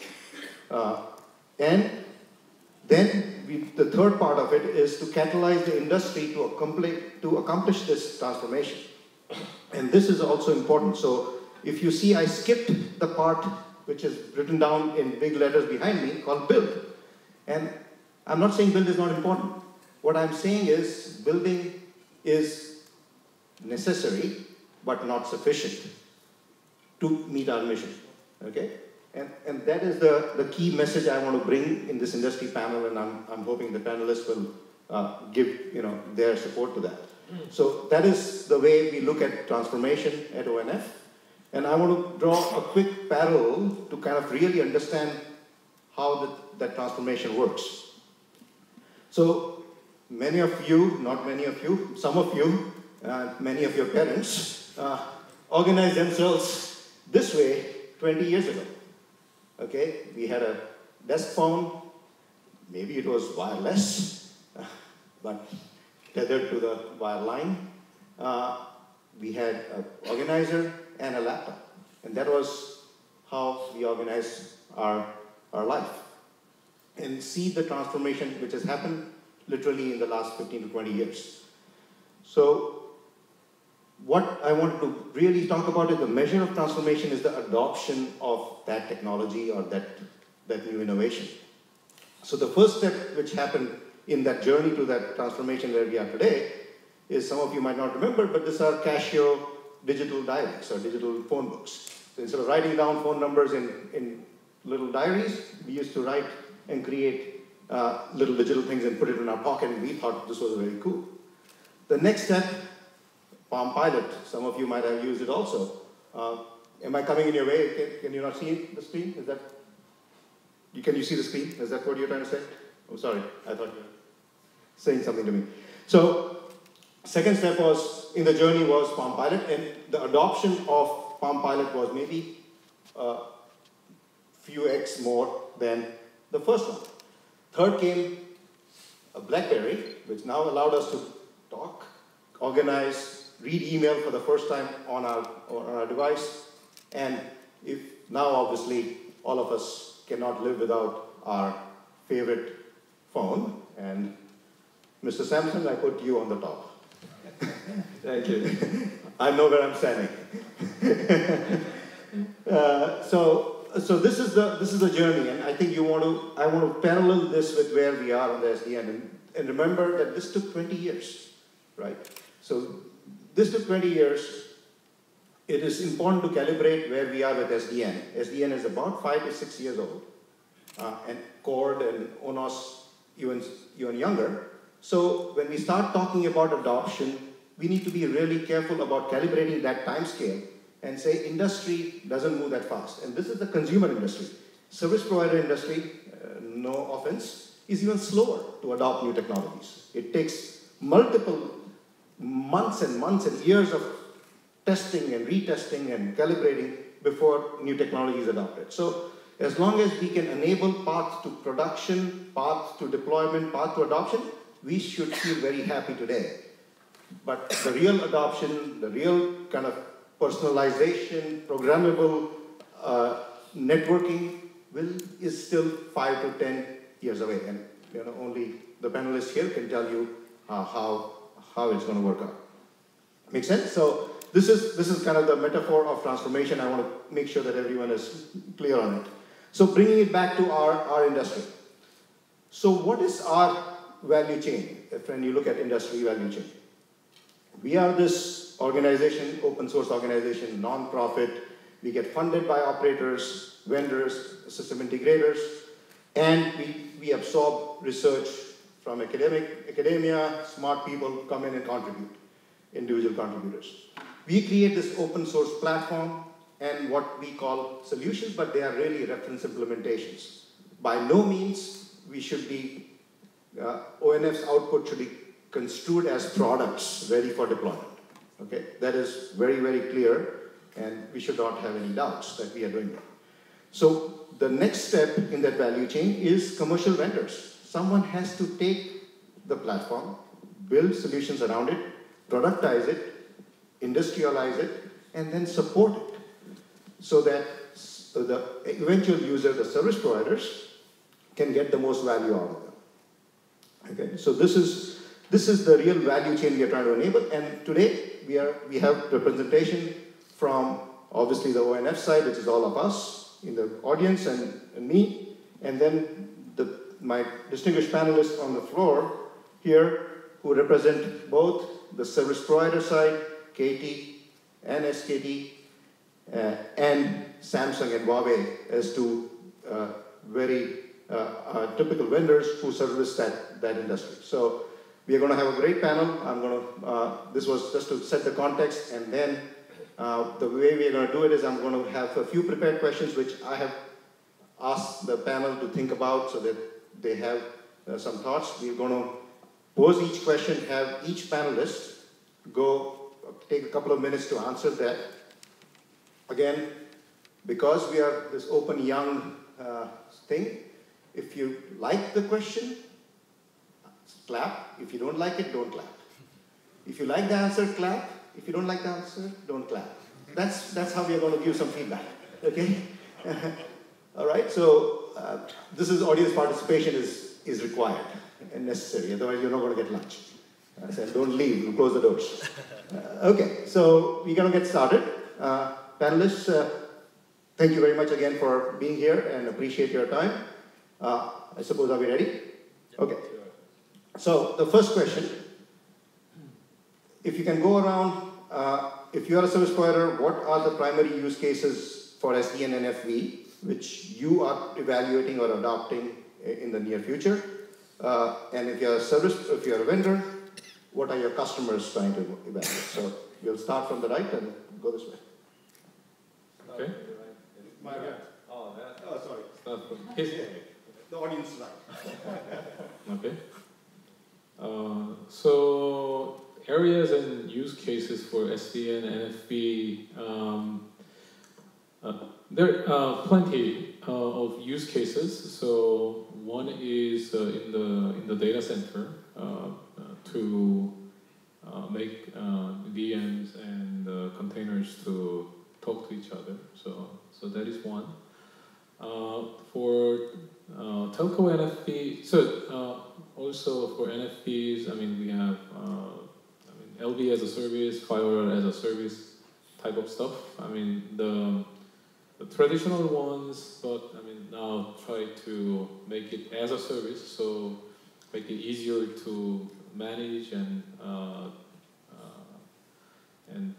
scale and things like that. We also, I think our network division has been working on and deployed, I think it's Samsung's VNFs for virtual EPC and virtual IMS type of stuff for small scale.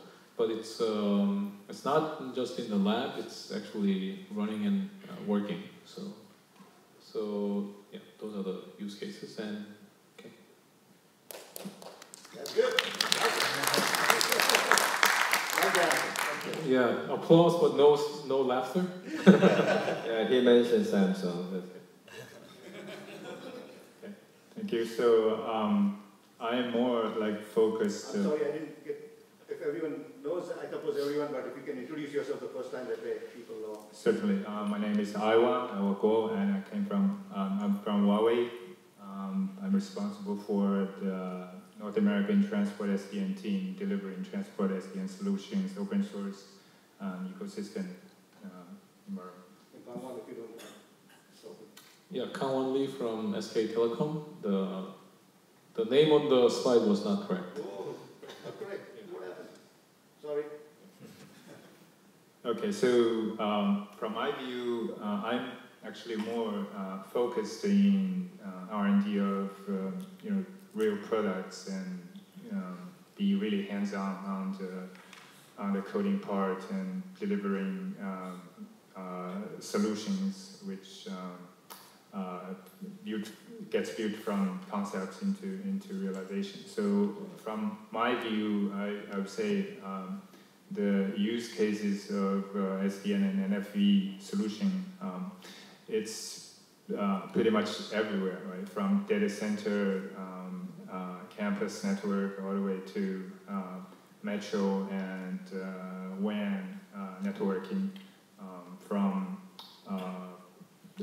SDN controller, virtualized VNF virtual functions to our customers adopting a microservice-based SDN controller in place of traditional network management system. It's being adopted, and we see a great momentum on getting this rolled out, especially from Huawei's perspective, the product side. I'm Eun from KT, and I'm working on NFV and SDN and cloud. And for our KTs, first adoption of this new technology is our own use as well as our enterprise customers.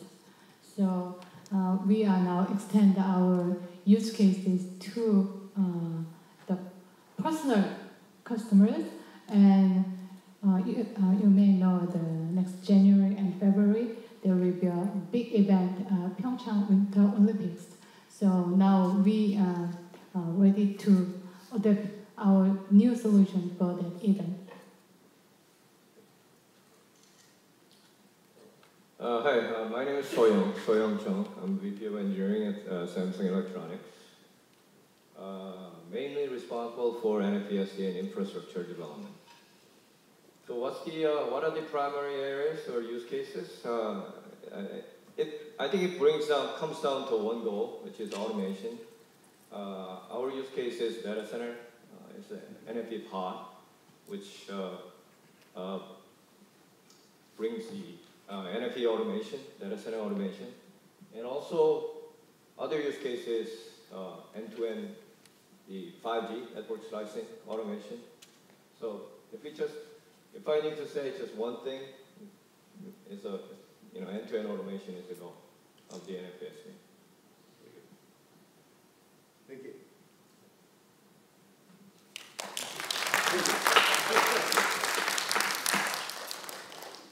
Okay. So, question number 2 is, we start out, let me use the mic, sorry. We start out in a kind of a top-level view, and then we'll get deeper and closer to, obviously, ONOS code and places like that. So, the question number 2 for the panel is, describe your company's involvement with open source SDN NFV, especially with ONF projects and solutions, and what do you expect to derive from this? So what do you expect as a corporation to get out of this activities? So keep the same order. You decide. Okay? Yeah. So you start. Yeah. So as I explained it 2 days ago, right? We're involved in various open source projects. And ONOS is mainly, one thing, Core, OpenStack, ON.Lab, and with the value that we get from this activity is our product, right? NFV SDN, the platform product, is based on about 80% of the code base is based on the open source, right? Without the open source, the velocity that we can introduce the feature sets, introduce the products, introduce end-to-end solutions, is not going to be the same as what we can do it right now, right? So open source is a very big part of it, and our participation in the past, Samsung traditionally, participation in the open source has been fairly limited, just to be frank. But our intention going forward is that we're going to increase that participation. We are going to not only be a consumer of the open source code base, we are also going to be the contributor of the open source code base.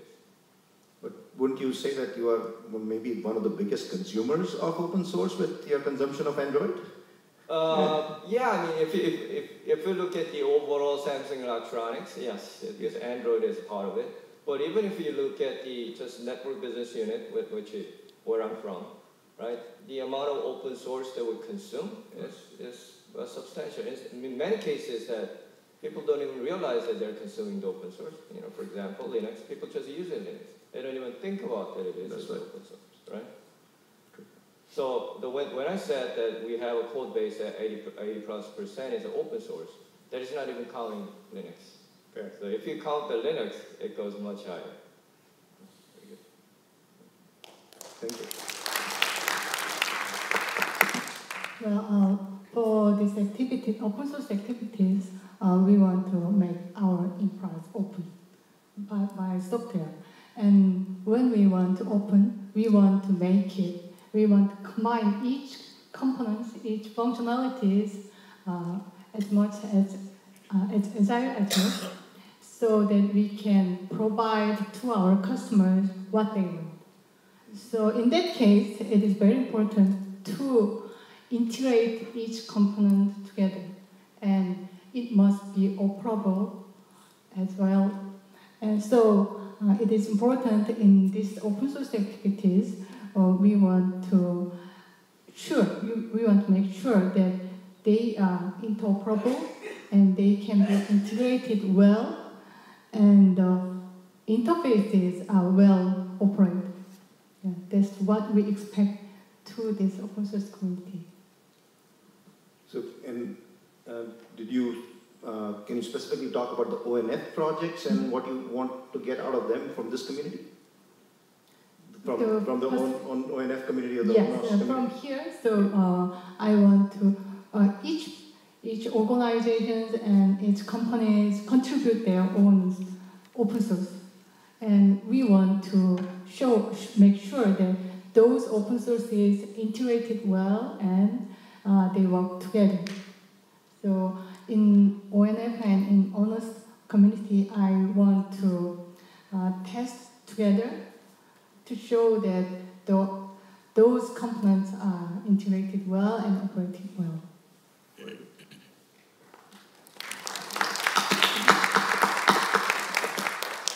Okay, so I'm from Huawei, and actually Huawei is a big player in the open source community, and we have engaged and deeply involved in many open source projects from OpenStack, ON.Lab, ODL, and especially on the ONF and ONOS side. Huawei has been like a beginning member of ONF, and also a deeply involved in many aspects of ONOS. And for me personally, I'm driving two projects in ONOS. One is the ACTN, the other is the Dynamic Configuration Brigade. From Huawei as a company perspective, it truly believes that participating in open source community, bringing a healthy open environment will greatly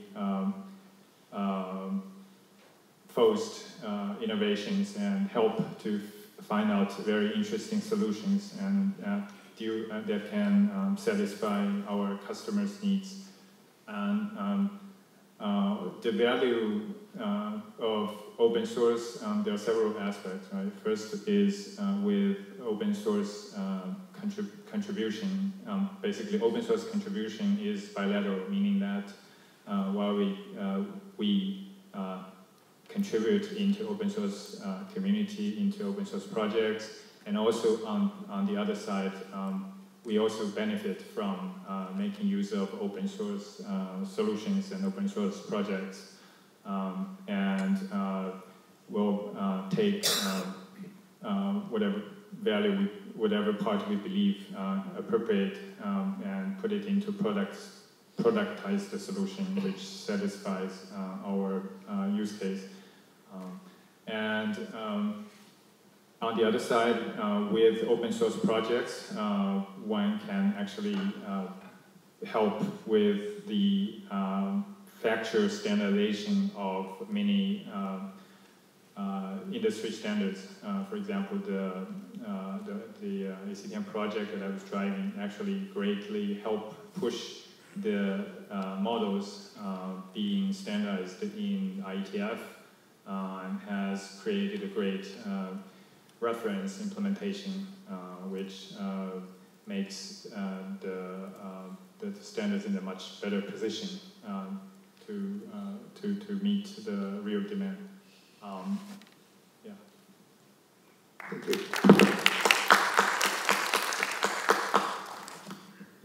Okay, so we are involved with lots of open source projects. ONOS, one, Chord, M-Chord, we started with AT&T. Actually, I personally started the project. We are also involved with lots of open source foundations and projects, OPNFP, and of course OpenStack, lots of big data related projects. So we were not like that. I mean, SKT was not like that before. But I think the change has happened in the last 2-3 years. The realization is that, I mean, SKT works with the top vendors globally, right? Whoever has the best solution, we take them. For example, storage, we take EMC storage, and for servers, we take HP servers. So when I first came to SKT, I described it this way. I mean, if this was a taxi company, you guys only have Mercedes and BMWs. I mean, you don't have any Hondas or Toyotas in your fleet. So, so that was the way how SKT was operating. Now, open source is completely the other way around, right? You build your own car versus buying Mercedes. But the reason why the transformation happened was that at one point we realized that actually the value that you get from open source projects and open source software is better. It's not because it's cheaper, only cheaper, or it's not because it's something that you can change, but it's the value. So I think what I would like to suggest or propose to this community is to think about the value, right? Think about what is the differentiating value that it's not. I think it's well known that it's not the feature, it's the value that that's important at the end of the day. Yeah. Very good. So I love that. I love that metaphor about buying a ready-made car from Mercedes or Toyota versus building your own. Yeah. And the value you see is, I want to be made clear that you can go and then get the best innovation. So if you don't like the sound system which comes with the car from the manufacturer, you can go and upgrade it yourself, or get someone else to upgrade it, come in and help you get a better sound system, better transmission, whatever else you don't like. Is that what you're thinking? So let me let me think about it, because I didn't really think in this direction. Okay. So within our company, there are different groups with different opinions about this. So there are definitely people. So if it's a matter of changing the sound system, I think no one will care. Yeah, everyone will say that okay. Just bring it to a shop, some reputable mechanics, and they will do it. But if it's a matter of, say, okay, now, let's say I'm a cab company now, I need to compete with Uber, right? Mm-hmm. Then it's a totally different thing. Now I need to think about self-driving cars, right?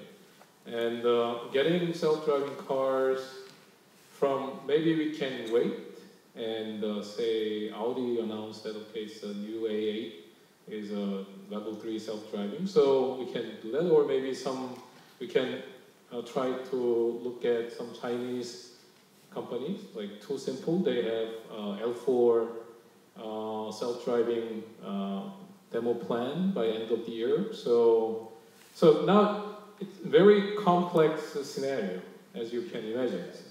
Or, I mean, versus you can try to work many different component providers. I mean, you get LiDAR from somewhere, battery from somewhere, and algorithm from somewhere, GPU from somewhere, and then put together your own car. So there are all these different options. Suddenly, now you have many more options. And how do you choose from the best strategy? I think, well, yeah, I have my opinion, but I mean, there are people in the company who runs network, they have different opinions. So I don't know if that gives you an answer. That's fair. Yon, do you want to add to that? Yeah, I can add to that.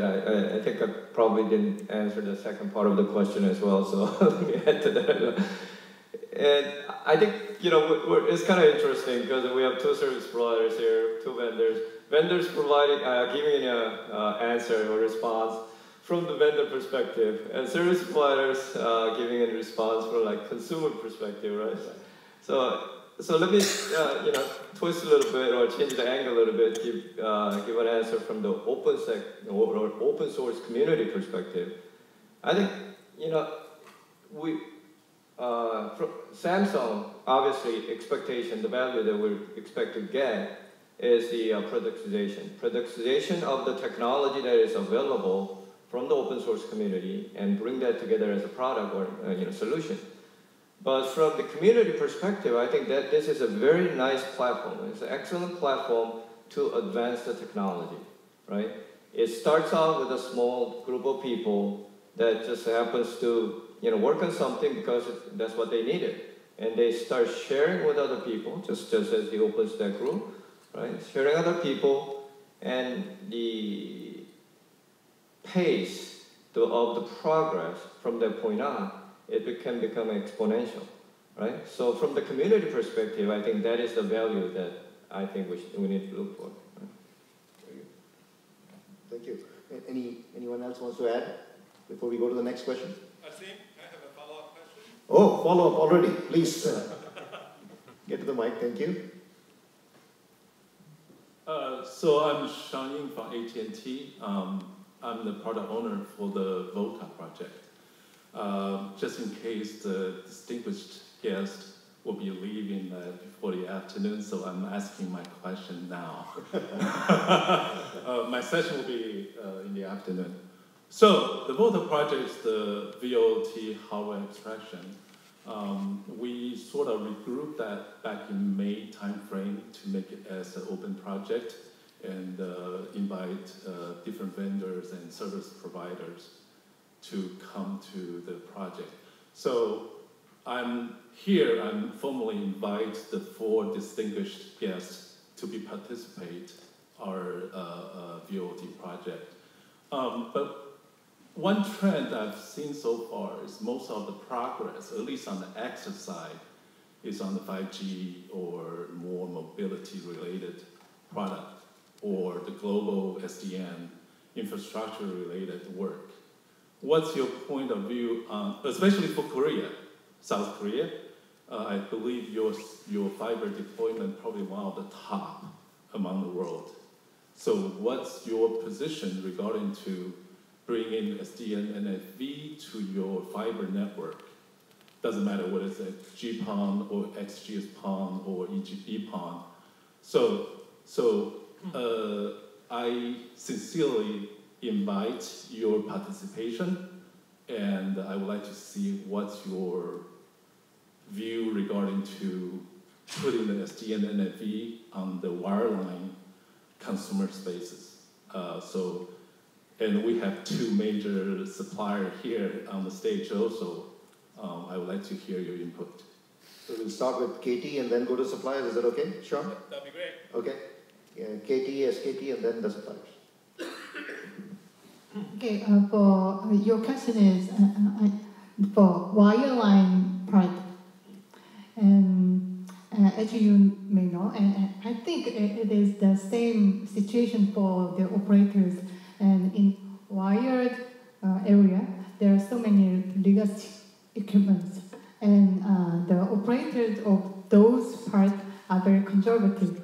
So, as Dr. Lee mentioned, there are several opinion groups in one company, and I share this situation with many operators, and especially the wired area, they are very conservative, and because the operators, their key performance index is no failure. So yes, that's very important for them, and they cannot sure this new technology is as safe as they want. Yeah. So here we approach them as not virtualization but automation. Okay. Yeah. So they get interested in this new technology, and we start from the automation and the other benefits for them. So in wired area, we deployed our transport testing. So we provide operation automation benefits for our operators, and we extend this technology all over the nationwide equipments of our inside KT's operation areas. And now we also deploy the NFV technology for our mobile areas first, and also we deploy our NFV technology to our customer premises area. And this area, they use combined wired and wireless technologies. So with these success cases, we will extend our wired areas operation, our NFVs too. Thank you. So on the optical network side, in the transport network, SKT is, I think, we have a plan to deploy NG-PON, and then also apply transport SDN. I think transport SDN may have been already applied. I'm not the right person to give you the updated information, but that's what these guys have been looking at and working on. I'm not directly involved with the wireline products or solutions. So I'm mainly on the mobile side. But from the technology perspective, working on the mobile industry, I don't see much differences there. Whether it's a virtualization or SDN technology that being applied to the wireline versus mobile. I mean, it's already happening with some convergence, possibility of convergence on the wireline side and the wireless side, or mobile side access with the virtualized BNG, right? And so in terms of attraction, as to how much of attraction is happening in Korea in particular, I mean, that's something that rather defer to folks here from service provider side. But in terms of technology and in terms of interest and in terms of applications of the what's available, and the ONOS, the code is the same code, whether it's a M code or R code or E code, right? So as a person that involved in this NFV SDN development and technology, I would certainly like to see the expansion of the overall NFV SDN deployment, not just as a lab trial, not just as a small-scale field trial, but as a mainstream deployment. And I think, you know, Korea actually has an opportunity to actually lead that, you know, progress. And because it may come with the, you know, the cultural differences. When Koreans start something, they actually tend to go in a larger scale pretty quickly. The ramp-up time in Korea is very quick. So, you know, that's what I would like to see. I'm looking forward to it. So. Okay, so I guess I'm a little bit more involved in the wireline side because I'm doing transport SDN in this space, and so I would say on the you know, optical transport and wireline transport side, because of the nature of the network, and the more you get close to the physical layer, the less, the more difficult it becomes. Open and transformation into SDN is more challenging, right? But as far as I see from the transport SDN perspective, now people are starting to adopting the concept that even with a deep in from the optical layer above, it is possible to have to create a to migrate from you know, vendor proprietary solution into an open solution with open interface and centralized control with transport SDN controller. So that's what we are actively working for the transformation, and also this solution can help migrate many of the legacy networks with available you know, different flavors of management and control platform into a integrated platform-based solution. So I think I'm just making sure that he gets the answer he was asking. Does Huawei intend to participate in Volta as a project? Do you? I am not directly involved in that, so I have to check back. Just for you, Sean. Yeah. But as I say, openness is always the part, and I pass it definitely. Okay, thank you. And so is Samsung, right? So on the broadband access domain, so, you know, again, I would like to welcome your participation. So.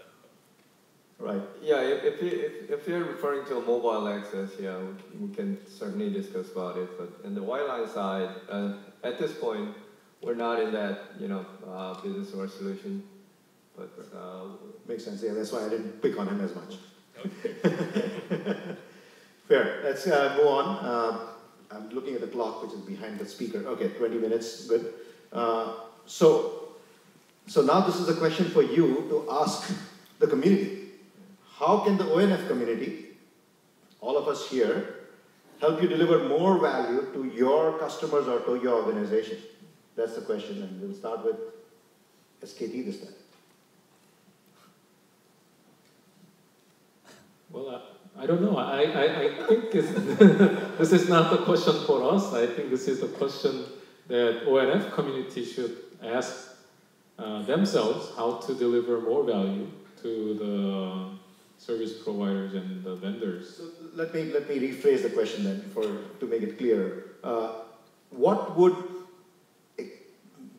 be compelling thing if the ONF community were to deliver this to SKT or to KT? What would be the most compelling thing we can deliver in the short run to the mid run? This is a very hard question, actually. This is a very hard question, and I think a lot of people here must be thinking about it every day. So I was also thinking, I mean, because this area is so big, and I don't have a direct answer, but I was just thinking, how can it become successful, right? Linux has been, and some of the other open source projects like Spark or Hadoop have been, and also like OCP have been, right? So, and many of these projects took a long time to get to the point where they can make impact. I think that's first. So it takes time, and it takes a very focused effort. And one thing is that maybe they just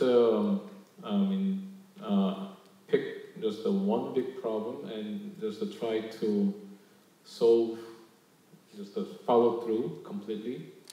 And so I'm just trying to see what, so for example, Linux, right? Linux was, when I was doing graduate study in late 90s, it was still not very mature. Like there was no competition between Sun Solaris versus Linux, right?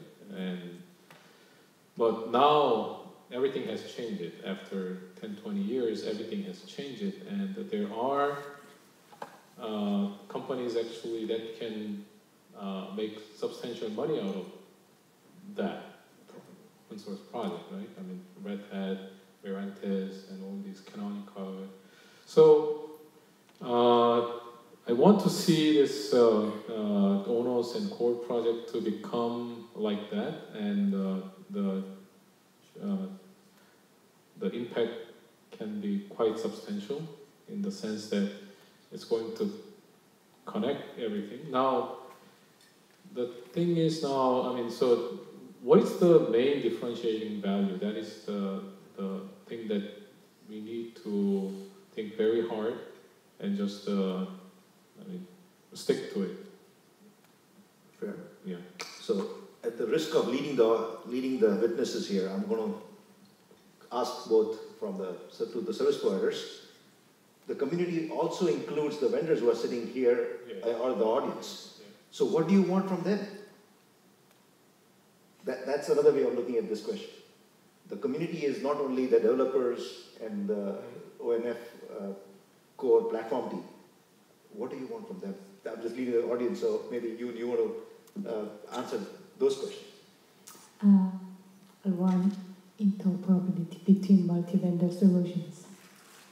So in open source community, there's also the same issues. So if each objects are well abstracted and they provide well-defined open interfaces, we can integrate as our customer ones, as the service ones, as the application ones.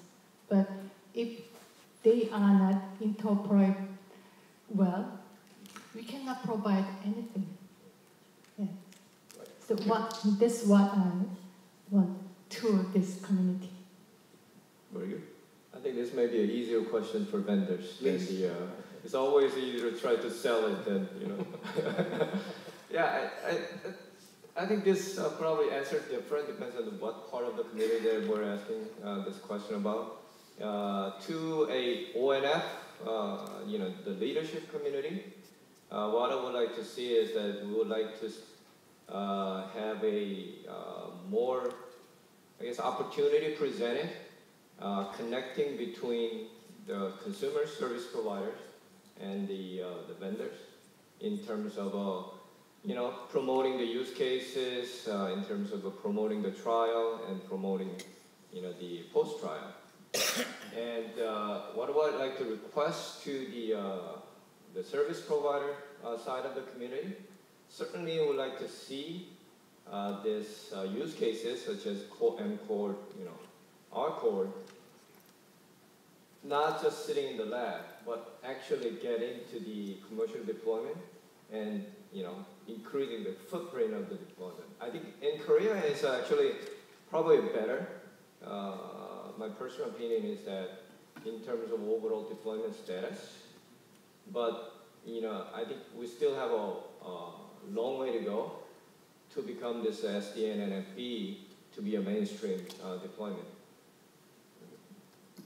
And adding one more to that, if I can add to the overall ONF community, the developers that's sitting in the crowd, yeah, my request is just to crank out the code as much as you can, right?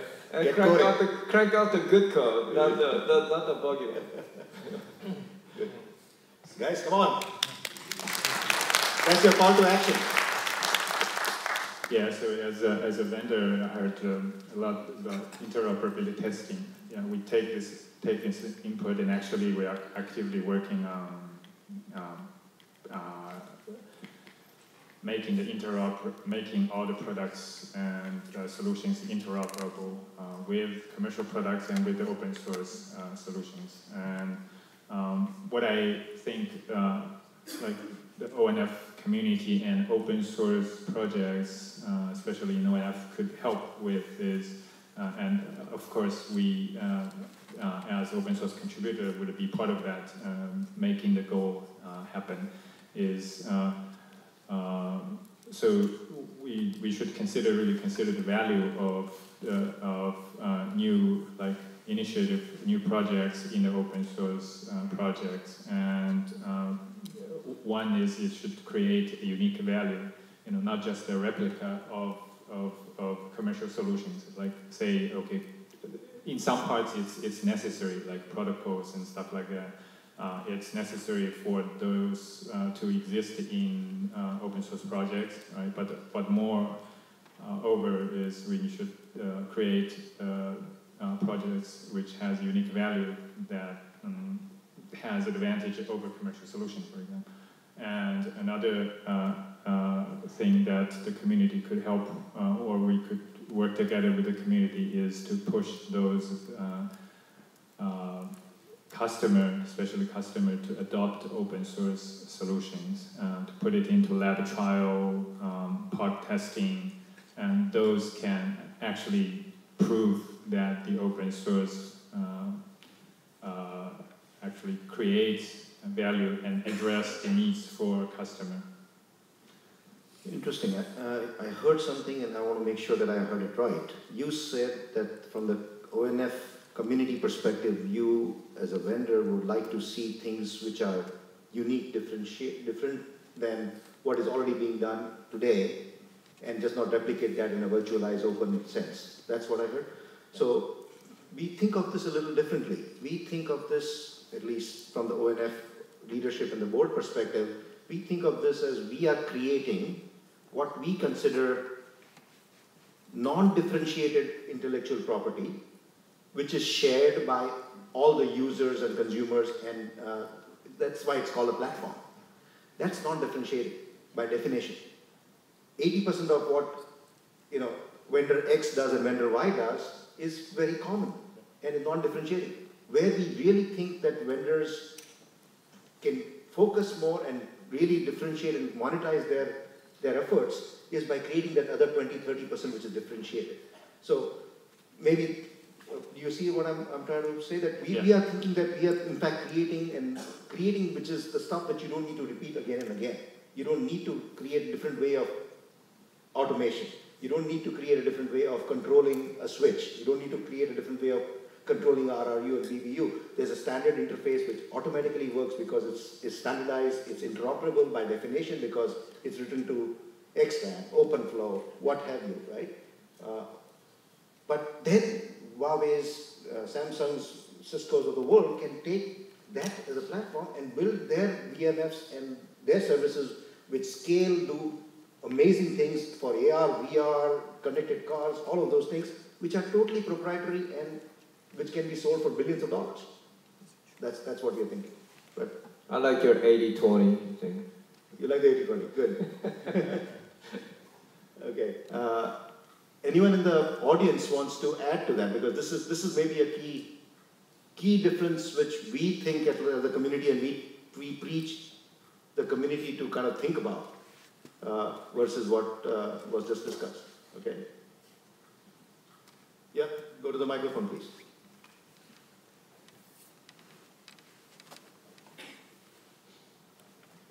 Hello, I'm Junhee from SKT also. As he mentioned, I'm from another network division R&D part. And also complement and answer to Sean's question, my team is developing TSDN platform based on ON.Lab. And we are dealing with layer 0 to layer 3 or transport layer devices, try to adopt legacy devices into our own centralized manner. And like you said, we are also, another group in our team is also trying really hard to virtualization on customer wireline services. We can talk to each other later, yes. And in last year, in 2016, November, we participated in ONF interoperability test with our vendors in our domains or global service providers and global vendors domain. And one of the things that we felt hardship during the interoperability test was that, as you mentioned, I think ONF and OF, they're both doing very well in defining the common attributes of the APIs. But still, when we try to test over each vendor's or each service provider's domain, there are some more details for the common attributes are needed for the ONF's API description. And also, I think it's a vendor's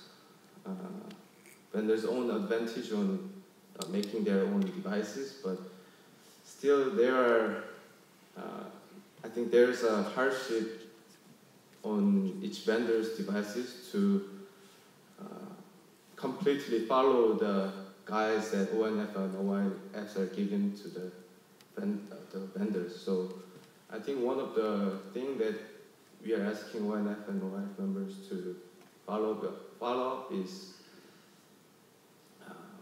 to provide us with some more details, because that every vendors or service providers can follow up easily to make and build their own service and try to follow the guidelines given by ONFs and OIFs. It will be very helpful for us because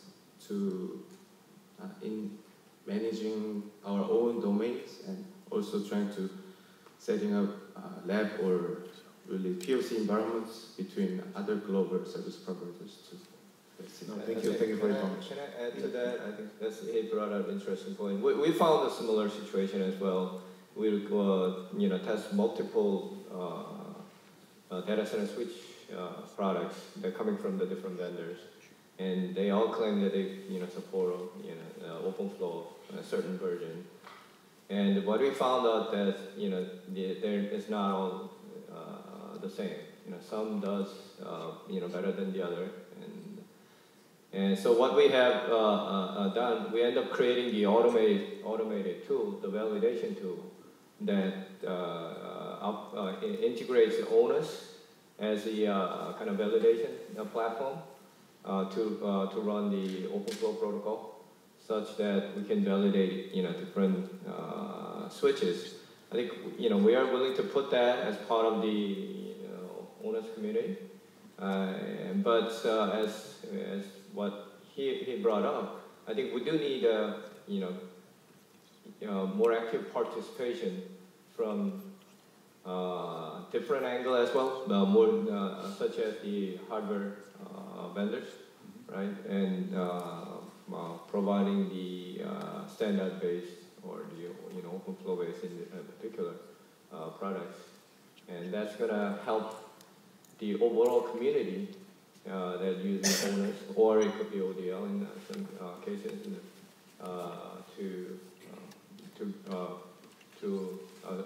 it's much easier to adapt the solutions in the service providers side. Thank you. I think there's 3 minutes and 30 seconds remaining on the time. And I have one more question, but if there's any pressing question from the audience, I want to prioritize your question over mine. Okay, then let's go to the question number 4, and this is a question A and B. A for the vendors, B for service providers.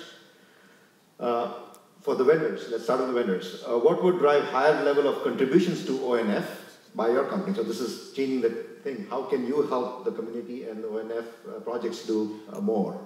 So maybe we'll start with Huawei and then go to Samsung. Right, so for this question, I think the answer is simple. Money talks, right? Money what talks. it drives, it brings value, and I said brings value is bilateral, basically. Brings value to Huawei, brings value to the community, and create a bigger cake for everybody to share and address use cases by for our customer. That will certainly make Huawei be contributing more and believing more into the value of open source. So you are challenging the service provider community to show paths to monetization? Not just monetization, but also propose like challenging use cases that get feed to open source community, and we work together, figure out solutions, and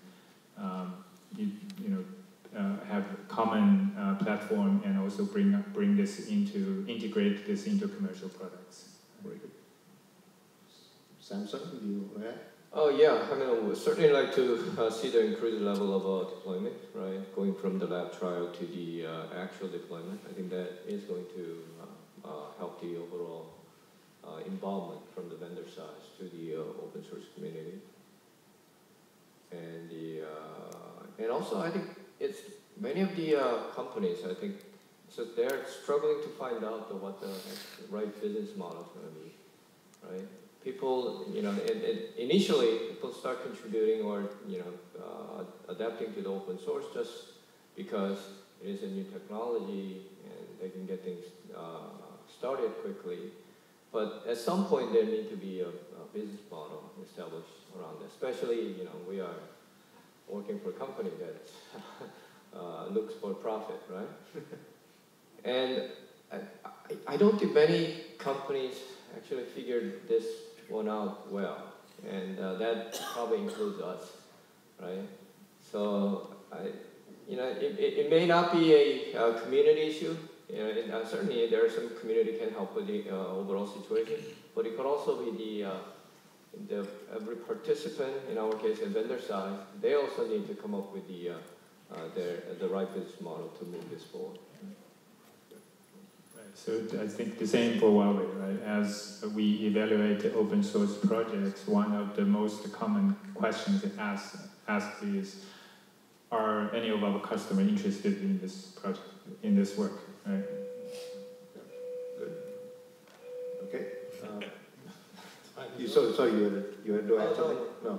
The time is, I think we have got last minute or two, so we'll get SKT to go and then Katie. So the second part of the question is, what are the technical or market or cultural hurdles you see which is slowing down your adoption of SDN and NFV and especially of open source SDN and NFV? And what are the challenges? How are you planning to overcome these challenges?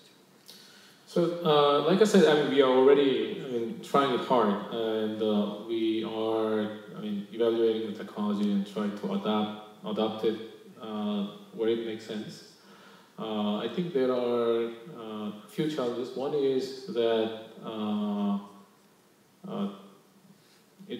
the reliability and resilience and high availability, some kind of guarantee that this thing doesn't break the existing network. Okay, so that, and how to design the migration plan, and how to design the architecture, and how to get comfortable that all of these new components are safe to use, right? So I think that is very very important thing. The second thing is, and related to that, so if it comes from a major vendor like Samsung or Huawei or Ericsson or Nokia, it might be much easier for them to try them out and consume, rather than it's just open source, and without anyone backing behind it. So that's the second thing. I think the third thing, it can go on and on, then everything is a matter of investment versus what is the return on that particular, approach versus the other. So there are lots of these questions that will be asked, and these are all very fair to debate about those. But once we have much more mature technological components, then it becomes easier debate, right? Otherwise, it becomes much more difficult. You have the last word. Yeah. When I start this SDN and NFB approach, it was difficult for me to persuade inside operators and inside decision makers. And now, after I'm launching some commercial services, I feel difficulty in making ecosystems with not only with these big vendors, but also small and medium vendors for virtual functions and virtual solutions. So it is very important to make an ecosystem. And finally, and it is not only for operators issues, but for vendors issues, I think we need more and more experts in this area. So it is a request for those audiences, please participate this open source community, and we can make a new world and new flexible and agile impact. Thank you very much.